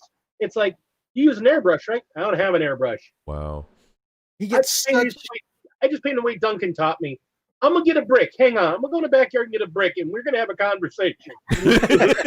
he gets such smooth colors for not having an airbrush. It's crazy. This one, Grumpy Guy Gaming. Look at how much detail is in those muscles This and is how why well defined Grumpy they are. is my freaking hero. Look at this crap, man. This is I unbelievable. love the number of colors that you can see. Like, it reads as green skin, right? But like, especially in the back there, you look at close, the number of colors you could see to build up to that green skin is crazy. Yeah, that's. By the way, Grumpy has a tutorial for this. If you guys want to learn how to make some amazing popping green skin like this, you can go check out Grumpy Guy Gaming. Love that. It is either out or will be out. That don't quote me on. Love the basing, man. Oh my gosh. Let me double check. If Grumpy, you're still in the channel. If you're still in the channel, I just want to ask you, how many different layers of green are you using there? Because honestly, if that's just layers of paint, he doesn't do airbrush, dude. Everything is Tutorial is out, so yeah, Nice. you'll actually be able to see him paint that up. Yeah. That's beautiful. the reason I look at that, and I'm just looking at the layers of the green on that. Right. Yeah, you know what that makes me think of? Like oil painting. Mm-hmm. You know how on a canvas, or like acrylic, like canvas painting. Like, yeah. I mean, there's just layers and layers and Yeah. layers and real thin layers just to get Yeah. across a huge shift in color. Because I mean, it's the deepness of the dark recesses. Just I love how he keeps the subtleness of the shading. He doesn't go overdo it. Look, and he does a great job with the actual where the light is hitting. I mean, shading on one side, and the light, you can see where it's coming from. You can even see reflection on a smooth skin areas. It's like, I mean, look at the light on the upper portion of that right pec. Right where it meets the shoulder. Look at the light distribution. I mean, honestly, I can appreciate, and this is why I say I'm a good painter, but I'm not a great painter, because I can appreciate how you can get that light and that layering there. I can't do that to save my damn life, whether I'm using an airbrush or I'm working on a miniature the size of my head. Same. Never. Yep. Kind of, same, dude. That is just. Unlike our idol Kenny, Grumpy, in fact, is a light scientist. Exactly. Are we gonna have 100% true facts for Grumpy now? What? Wait, no way. 2 hours? What? Wait, hold on. Let me go back. That's Grumpy. That is honestly, man. That is freaking phenomenal. Hey, do you have a tutorial on how you paint wolves? Because I want to see how you paint them. Because I want to be able to throw mine away and paint new ones. I just burned the whole. We're not gonna even dunk them. We're just gonna burn the whole thing and buy new. Just start over. They're not. You're not worthy of getting good paint on you. That you're not even gonna go to the solution. You're bypass. Go to the bin. I'm not gonna put them in green stuff. I'm gonna put them in acetone. This looks amazing on a Hulk, by the way. But if anyone out here is considering starting orcs, then you want this kind of like deliciously bright amazingness, this might be a good thing to consider. Right. Follow along to his orc tutorial and step it up. Hydrochloric acid. Yeah, you drop into that hydrochloric acid. The judges will think you spent months weathering it. I see the one you have up. I love. I think I'm the one who actually showed this. Yeah, I'm the one who showed this to you, Methos. I love this figure so much. It's not the best paint job. It's not the crispest paint job. There's a whole bunch of tightening up. But you look at this kit bash, and this thing screams. This is what a Space Wolf should be. I am going and buying another copy of this figure. We talked about the lore, about my Council of 5, my small council for my Wolf Lords. Yep. She's going to be my 5th Wolf Lord. Nice. I have to do this. That is such a beautiful conversion. Oh my God. Grumpy wants to know if you want. He'll see if he can do a Space Wolf tutorial for you. Do you want the standard color scheme or his? I see the thing. I love my blue. I love my rust blue, the standard eggshell blue. I love that color scheme. It made me fall in love with them back in '93. There we go. Zane said, after the hydrofluoric acid, he said, "Here's my squad of tactical Marines after they ran into a Tyranid Bio-Titans line of fire." Dumps the blob out on the table. Now, what I'll do is I'll pour them all out and then pour them onto a base. And since I'm making some Nurgle Knights, I've just got pre-made basing for them to go. The paint Archer says the paint job on the Shield Maiden reminds him of Lady D. Wow. Yeah, I mean it's such a beautiful figure. I mean, it's the conversion that sells it. Honestly, it's absolutely that conversion. I get flack from some of the guys that I hang out with online. Not any of my local gaming crew. My local gaming crew's all about it. But there are a couple people online that they really kind of bristle at the idea of female Space Marines. And I'm just like, when you see that figure, how could you ever argue that you can't have a female Space Marine? That just screams Space Wolf, especially if you're into the whole Viking aspect. Right, Shield absolutely. are such a huge part of their culture. Absolutely. Ugh. That's yours, right, Freak? This I did 2 years ago. 2 years ago when I had my my old PLA printer.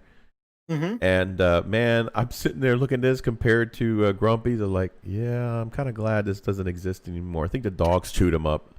Oh no! Yeah, it was something that I made for one of my grandsons, you know, because he loves Hulk, Incredible Hulk, and I was like, okay, I'm gonna make you a bust. Well, that's why that other one, I made that other one, the full size instead of this bust. Man, the dogs wound up, grabbing this one. It's like, oh look, chew toy. And, yeah, but yeah, this is the one I wanted to see. Oh, he's got multiple grandbabies. Yeah, I got. Can we go back to the Shield Maiden when you get a chance? Yeah. After we're done looking at. You're just tired of looking at my shit, huh? Okay. No, we just didn't give credit. No, for that's the okay, Shield man. Maiden. I'm quite all right. Sorry. I would too, man. Like I said, even the dogs ate it. So. God. Yeah, I feel you, man. It was okay. You're a goober. I wish there was a bigger picture, man. That's. Yeah.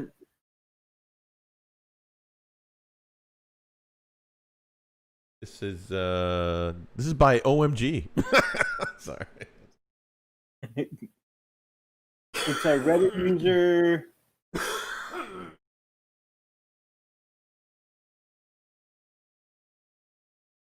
That is so cool. Reddit user Hasbona Adventure. Yeah, there we go. Hasbona Venture. There we go. Yeah, it was funny. She posted it up on the Warhammer 40K subreddit board, and the thread that she posted in it, and I'm getting locked because there were so many people. You can't have female Space Marines. You can't have female Space Marines. Oh, it's like, what? Are you looking at the? And the funny thing was, she posted it also in the Space Wolves specific subreddit. Yeah. And it got voted to the top of that sub, and it's been there since. Nice. I mean, the guys that are in Space Wolves are like, it's a chick with an axe. It's epic. He's a wolf. You know, that's it. And yeah, enough said. Yeah, that's. Dude. Brother Roxas is with you. He says, I know I want to see a Valkyrie Space Wolf, so that'll be cool. I mean, James. Go ahead. Sorry, that was just. James says, honey, hold my shield. I mean, that was the whole idea that Lady D had. She's working on unfortunately, the Loyal 32 isn't a thing anymore, but she was working on doing an entire female Fenrisian home guard that's all females, Imperial Guard, that are basically the shield maidens of Fenris when the wolves are out doing what they do. That's awesome. Commodore says, I can imagine Freak holding a small child up going, And this is Forge World. This is Grandpa's play. This is Grandpa's playroom. Actually, they do come in here a lot, and they love looking at my minis. That's pop stuff. Don't touch it. That's right. You know. I'm just kidding. You know, and that's one of the reasons I love you guys actually doing this Art of the Week. The fact that conversions and completely, I mean, it's one. I'll be honest with you, freaking Hellchild. I love his stuff, Dude. He's a conversion fool, man. Yeah, and that's the whole thing. Well, it doesn't really fit completely within the rules. Yeah, but you know what? Nobody cares. It looks badass. Yeah. Yep. You know, like honestly, you know, Methos, your con on his jet bike. That is just such a cool conceptual model. Thank you, my brother. I mean, damn. I mean, again, it's so weird to see that kind of attitude in some of the parts online.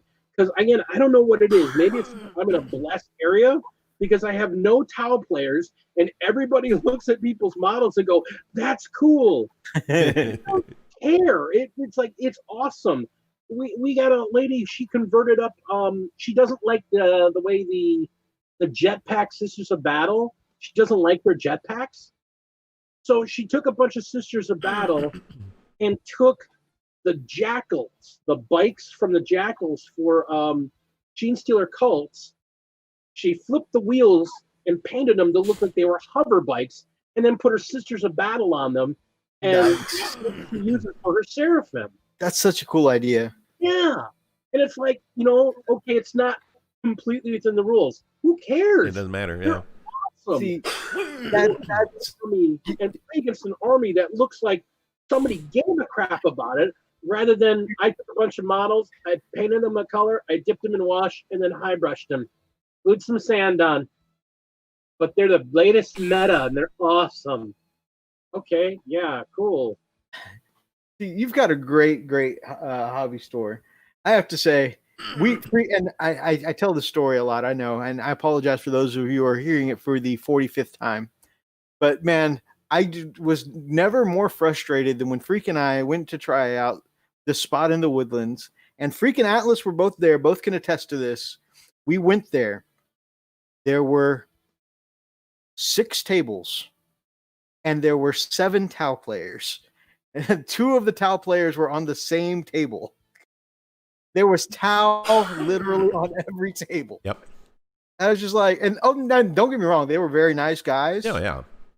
One bought me a soda, and the other one, like all of them, invited me to be part of their league, and I smiled and thanked them, shook a lot of hands, and we never went back. Nope. Yeah. Methos didn't even use the door. He went through the glass plating of the front of the store. So it's like, okay, I guess we'll Is Scott home?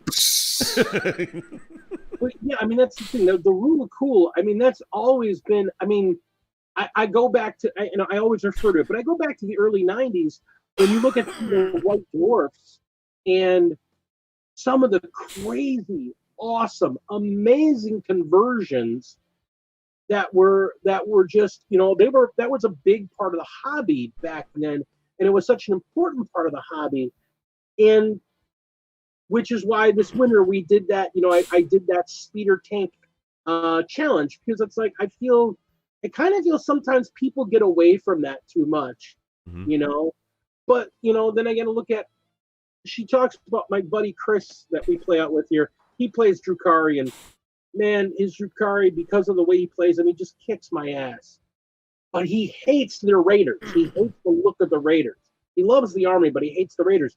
So he went and got the regular Eldar transport vehicles.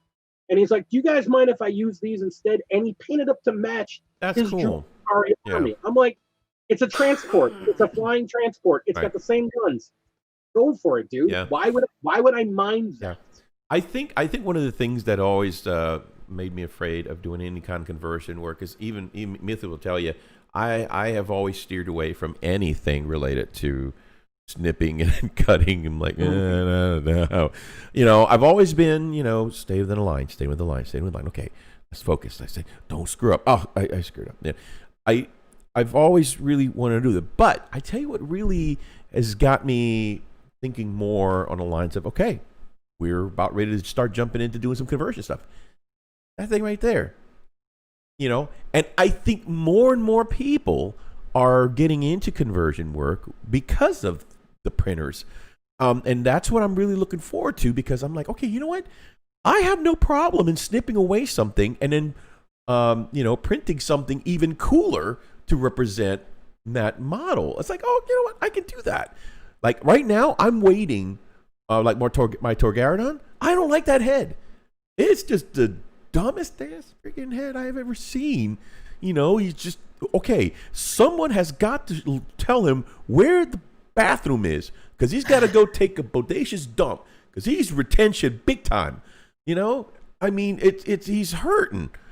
I want a face that's looking more relaxed, more controlled, more like, like in command, like, give it a rock face, I want him to have, instead of like, give me that. I'm going to print one. I will print one. I'm going to send you, we're going to talk about this probably after the show. Cool. I have a set of files I want to send you. They're totally legal. They're totally cool. So it's nothing like that. Yeah. But a buddy of mine put together a set of Space Marine heads. Nice. Without helmets. Nice. It's 40 different heads. Yeah. Oh, cool. I mean, they're all awesome. Some have long hair, some have no hair, some have beard. But there's all these different sculpts, and they all look very different. That's cool, man. Yeah, I'd like to see that for sure. And that's the joy of these printers. Yeah. What's the box that's being on pre-order tomorrow? Isn't that the thing that's got these guys in them already? Yeah. Oh my! I can't believe you showed that one. Oh man. That is super cool. Yeah. Although, because it is definitely a big topic right now, we don't officially condone lookalike. The GW. That's the thing. That body, that's a Reaver. That's an actual Reaver figure. That's cool. That sword is not official. Oh, okay. Okay, so it is a GW model just with a sword bit. Just a sword. Right. I swapped it out for Intercessor head, and I found a cool looking gun. So it's a big, heavy revolver. Nice. And channel shuts down. Congrats. That's a Reaver. So, right. But the chain sword is a chain sword. So Heinrich designed a better looking chain sword. There you go. Is it at least 50% a GW model? Yeah, you're right. Absolutely. That's a good point, man. And that's what I want to do. That's what I want to start, be able to change things out and, equip them with the cooler, like, you know what? Let's make it more interesting, So, yeah, I'm pretty excited, man. That is cool. I'm super stoked. I am. For those who weren't here at the beginning of the show, we are putting off our Saturday UK friendly show. It will not be tomorrow. It'll be the Saturday after next week, because tomorrow, much like many of you, Wolf Brothers is going to take himself down to the local GW. You can get in line and hopefully score pre-order. Hey, why are our subscribers going down? What's going on? Wait, come back. What? The chat's going down? Subscribers going down? What? The channel's off. What? It just makes that old CRT TV. Yeah. And the next video, try to upload all you hear is dun dun dun dun. Good night, Grumpy Guy Gaming. Good night, buddy. All right, so we looked at some gorgeous art tonight, and we definitely got we talked a lot about that incredible video from Chilling Wargamers. Again, I want to recommend everybody go check out that video. Absolutely. That was a great topic from Elston Nation. And again, I definitely feel like I've pushed myself when doing something for others. And I hope you guys get that same feeling. Not you guys, because we've already talked about it, but anyone watching, I hope you guys get the same feeling, because it just is a good feeling when you do something, you're trying to do something nice for someone else, and you can actually feel yourself level up to that next skill level. No, you're alive. It's such you get the Final Fantasy. Sorry. That power up, when you wake up ready to say. All right. Well, I mean, truth be told, she had never painted figures just using ink before, You two got the first two. That's incredible. Yeah, it's amazing. It's a gift that definitely, it refunds an ability what you're putting out to someone else. By putting your actual heart into it, they're getting something better, but you're getting something too. I think Like the clap. not like the clap free. Oh, no. That's something different. Oh, sorry. Anyways, closing thoughts, Big D. Are you excited for this box? Oh God, I'm looking forward to beating my wife. I mean, beating her in a game. Wait, you're looking forward to beating your wife? I mean, Well, yeah, I mean, she isn't. And now we're mad. Oh, how did we get here?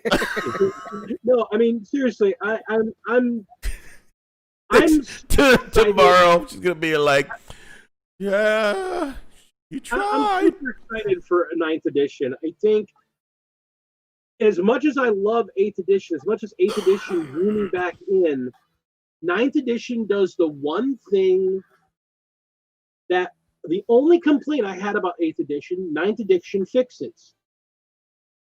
It's now just not a matter of blobbing your figures down on the table and hoping your dice go first. There's a lot more tactical thought now in placing your figures, starting your starting zone.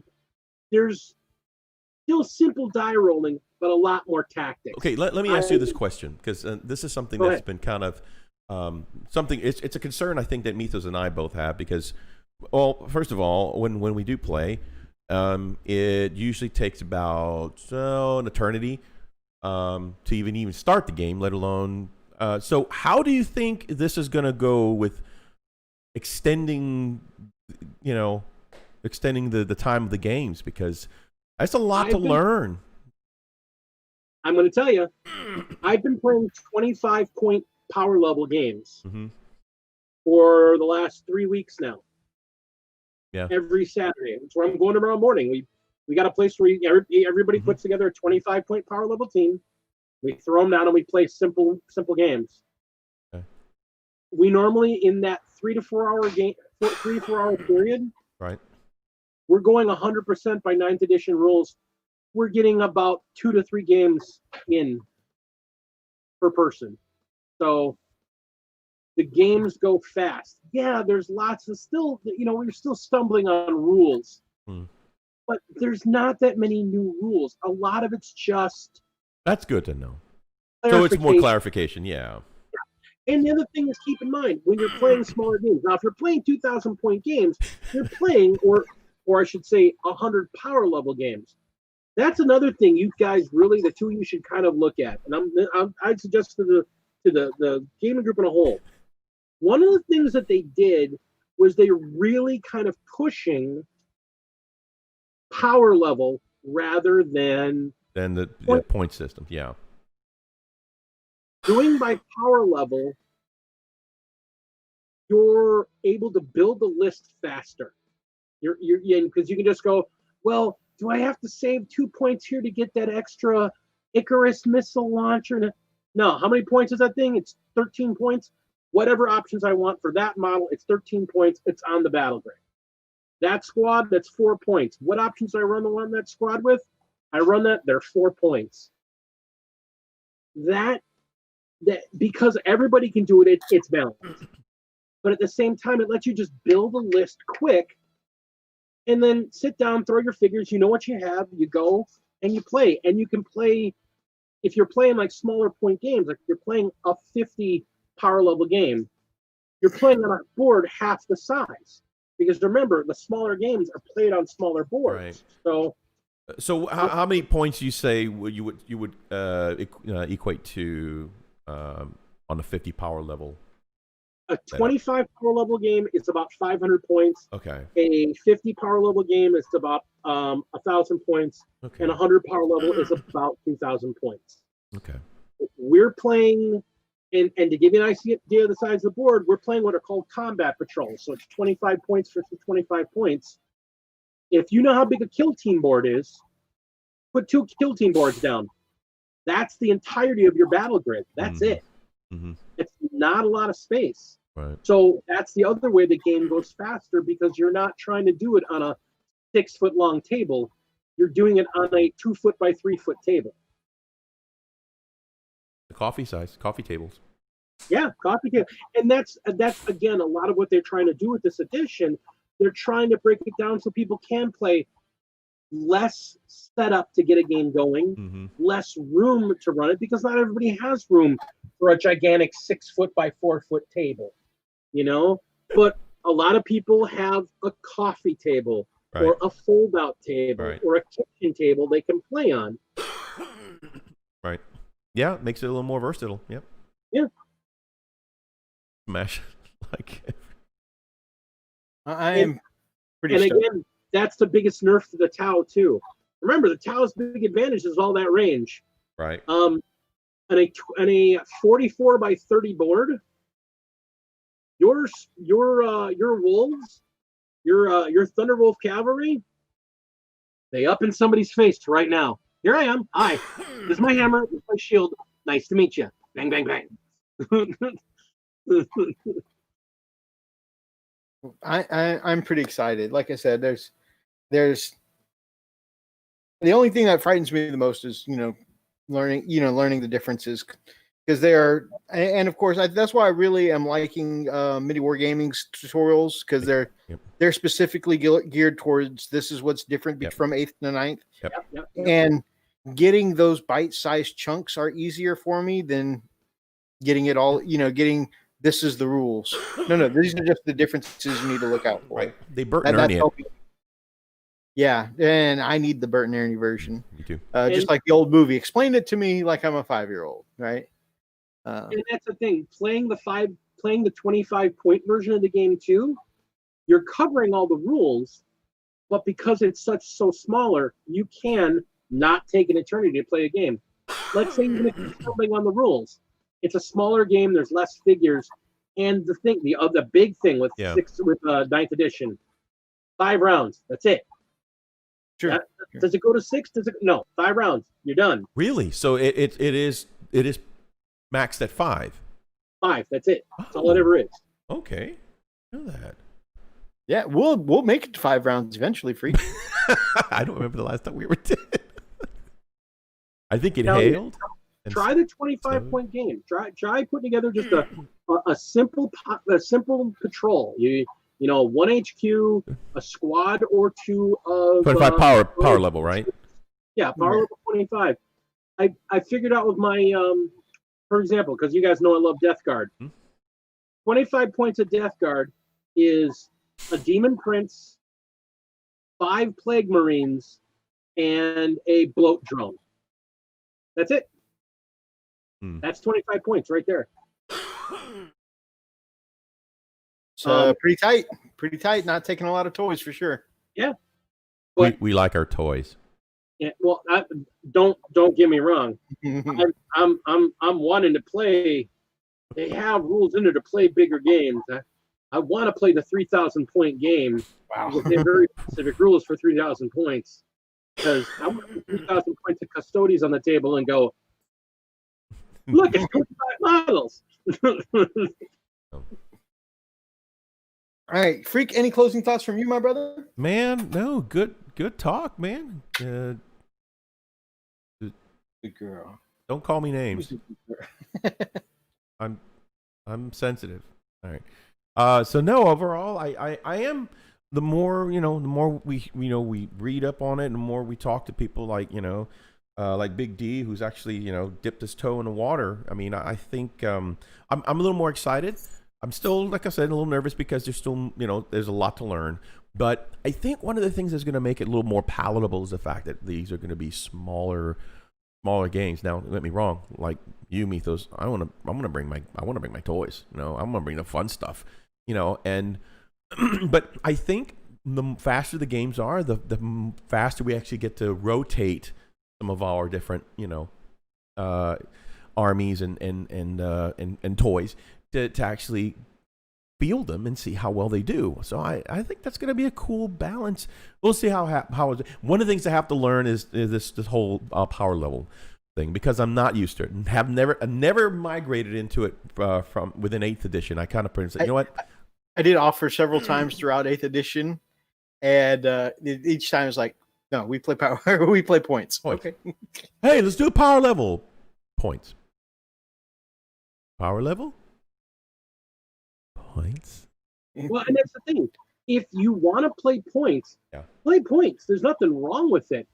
The rules don't change that much. Oh, I know. I was just saying power level because, we do. He and I both are bad about. We're fixing our cup of coffee right before the game. Oh shit! We should probably put our list together, bro. Yeah.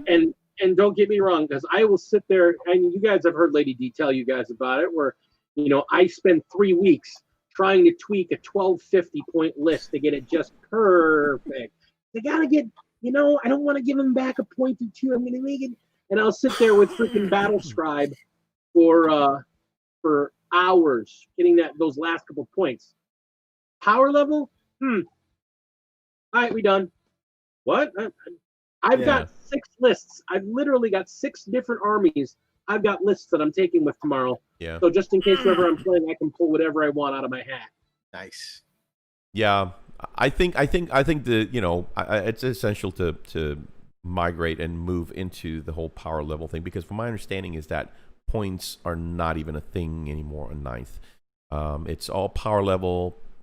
I mean, there's still lots of points. In fact, the mats are. The battlefield sizes are all determined by points. Yeah, command points are determined by points. So it's they're still a thing. They're still totally a thing. Yeah. It's just that they're trying to promote the power level for people to be able to get on the table faster. And then the way that they word it is like, start with POW, and then once you get, once you become an expert in the rules, then start looking at points so you can really narrow down and focus your army.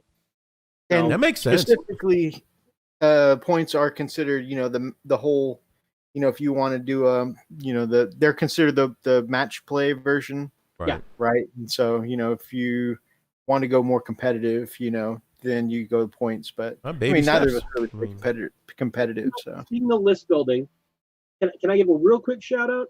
Sure. Shout out. Because everybody knows about the new Warhammer 40K app coming out. Battle Scribe, the guy that created Battle Scribe is going to continue to support it in the 9th. He's running a sale right now at half price. So if you want to get it ad free and get the extra little bells and whistles, it's half price. So if you get it, I think it's $1.50 or $1.49 for a year. So also, if you're already subscribed and you get the half price deal, he tacks that full price or that full time length onto the end of your current subscription, so you're not wasting any time. So it will be the cost of one subscription. You can get it on both your PC and your phone for the same price right now. And at a yearly subscription price, that's less than the monthly subscription price the 40K tool is going to be. What's the normal subscription on that? For the 40K, it's going to be $4 a month. Oh, okay. And for Battle Scribe, it's $3 a year? $3 a year. Wow. And it's not going to have all the functionality, honestly, that Battle Scribe already has in it. Right. No, and I agree. And it's not going to have all its functionality. I'm not saying don't get the GW, the app, because it might be useful too. But at this point, they even said that half the abilities that they want to have aren't going to be live. Available on launch, yeah. I don't know how they're going to compete with Battle Scribe on that. That's going to be interesting. All right, guys, we really, I hate to do this, but I've really got to close down. So I want to make sure to thank everyone who has been part of our incredible chat tonight. Shout out to some awesome games of Floorhammer, as mentioned by Kaiju here. And then, of course, Inquisitor Dane's talking about living room apocalypse, cardboard skyscrapers. It's good to have him back in the chat, too. It's good to have Zane back in the chat. Kind of missed him. Yeah, it is good to have Zane back in the chat. Absolutely. We were just mentioning earlier in the show tonight that we missed you, my man. Shout out to everybody who helps us do what we do. Thinking of our awesome patrons. going through the list real quick. Guys, going through the list, I get a little excited. If you got me in your earbuds or anything, this is your warning. But I do want to give a shout out and thank Bloodclaw, Heinrich, Botha. He's got a cool name. Bloodclaw, Running Bear. He's running, but is he a bear? Bloodclaw, Richard at the Nerd Life. Don't call him a nerd. Bloodclaw, Big Mac Danskull. He's got a big Mac. Bloodclaw, Brian the Mini War Mutt. Bow wow, baby. Bloodclaw, Big D at the Gamecraft Dragon. Because he's got a big D. Bloodclaw, Chief, Live Gaming. He is the chief. Bloodclaw, Inquisitor Zane. Insane in the membrane. Bloodclaw, Zack the Crimson Painter. Everything red. Grey Hunter, Brother Roxas. IT Master. And CCNA. Grey Hunter, Kaiju Shorts. I like his shorts. It's Australian Jesus. Oh my goodness. Wolf God, Kalo. Dropping trowel, baby. Wolf God, Commodore. And not the 80s computer. The ever mysterious Wolf Lord Anonymous. Where is he? He's behind you. Wait. Maybe. The ultimate Wolf Lord Meeks. Hey, clap them cheeks. And, of course, the Smash Captain of our chat. The man with the ban hammer. The ultimate Wolf Lord. Archer! Guys, thank you so much for your support. As always, we greatly, greatly appreciate you. How ridiculous. If you guys enjoyed tonight's episode, please make sure that you have Meeks clap them cheeks. No, wait, no, that's not what I meant to say. If you guys enjoyed tonight's episode, please make sure that you grab up an axe and smash that like button. In the name of the Emperor, drop us some comments down below and feel free to be part of any of these ridiculous conversations. And of course, if you guys are not yet subscribed to the Gamecraft Dragon, why wouldn't you be subscribed to the Gamecraft Dragon? They're amazing. Come on. I'm going to be doing videos. I'm going to teach you how to play ninth. Yeah, definitely look forward to that, guys. Because Freak and I are definitely not rule guys. We're going to teach you guys how to do nothing. No, not here. No, that's not our forte. We definitely going to be needing to watch some of these Gamecraft Dragon tutorials, how to play ourselves. Be like, hey, So go check them out. Big D, we're Absolutely. sending you some people because we can't.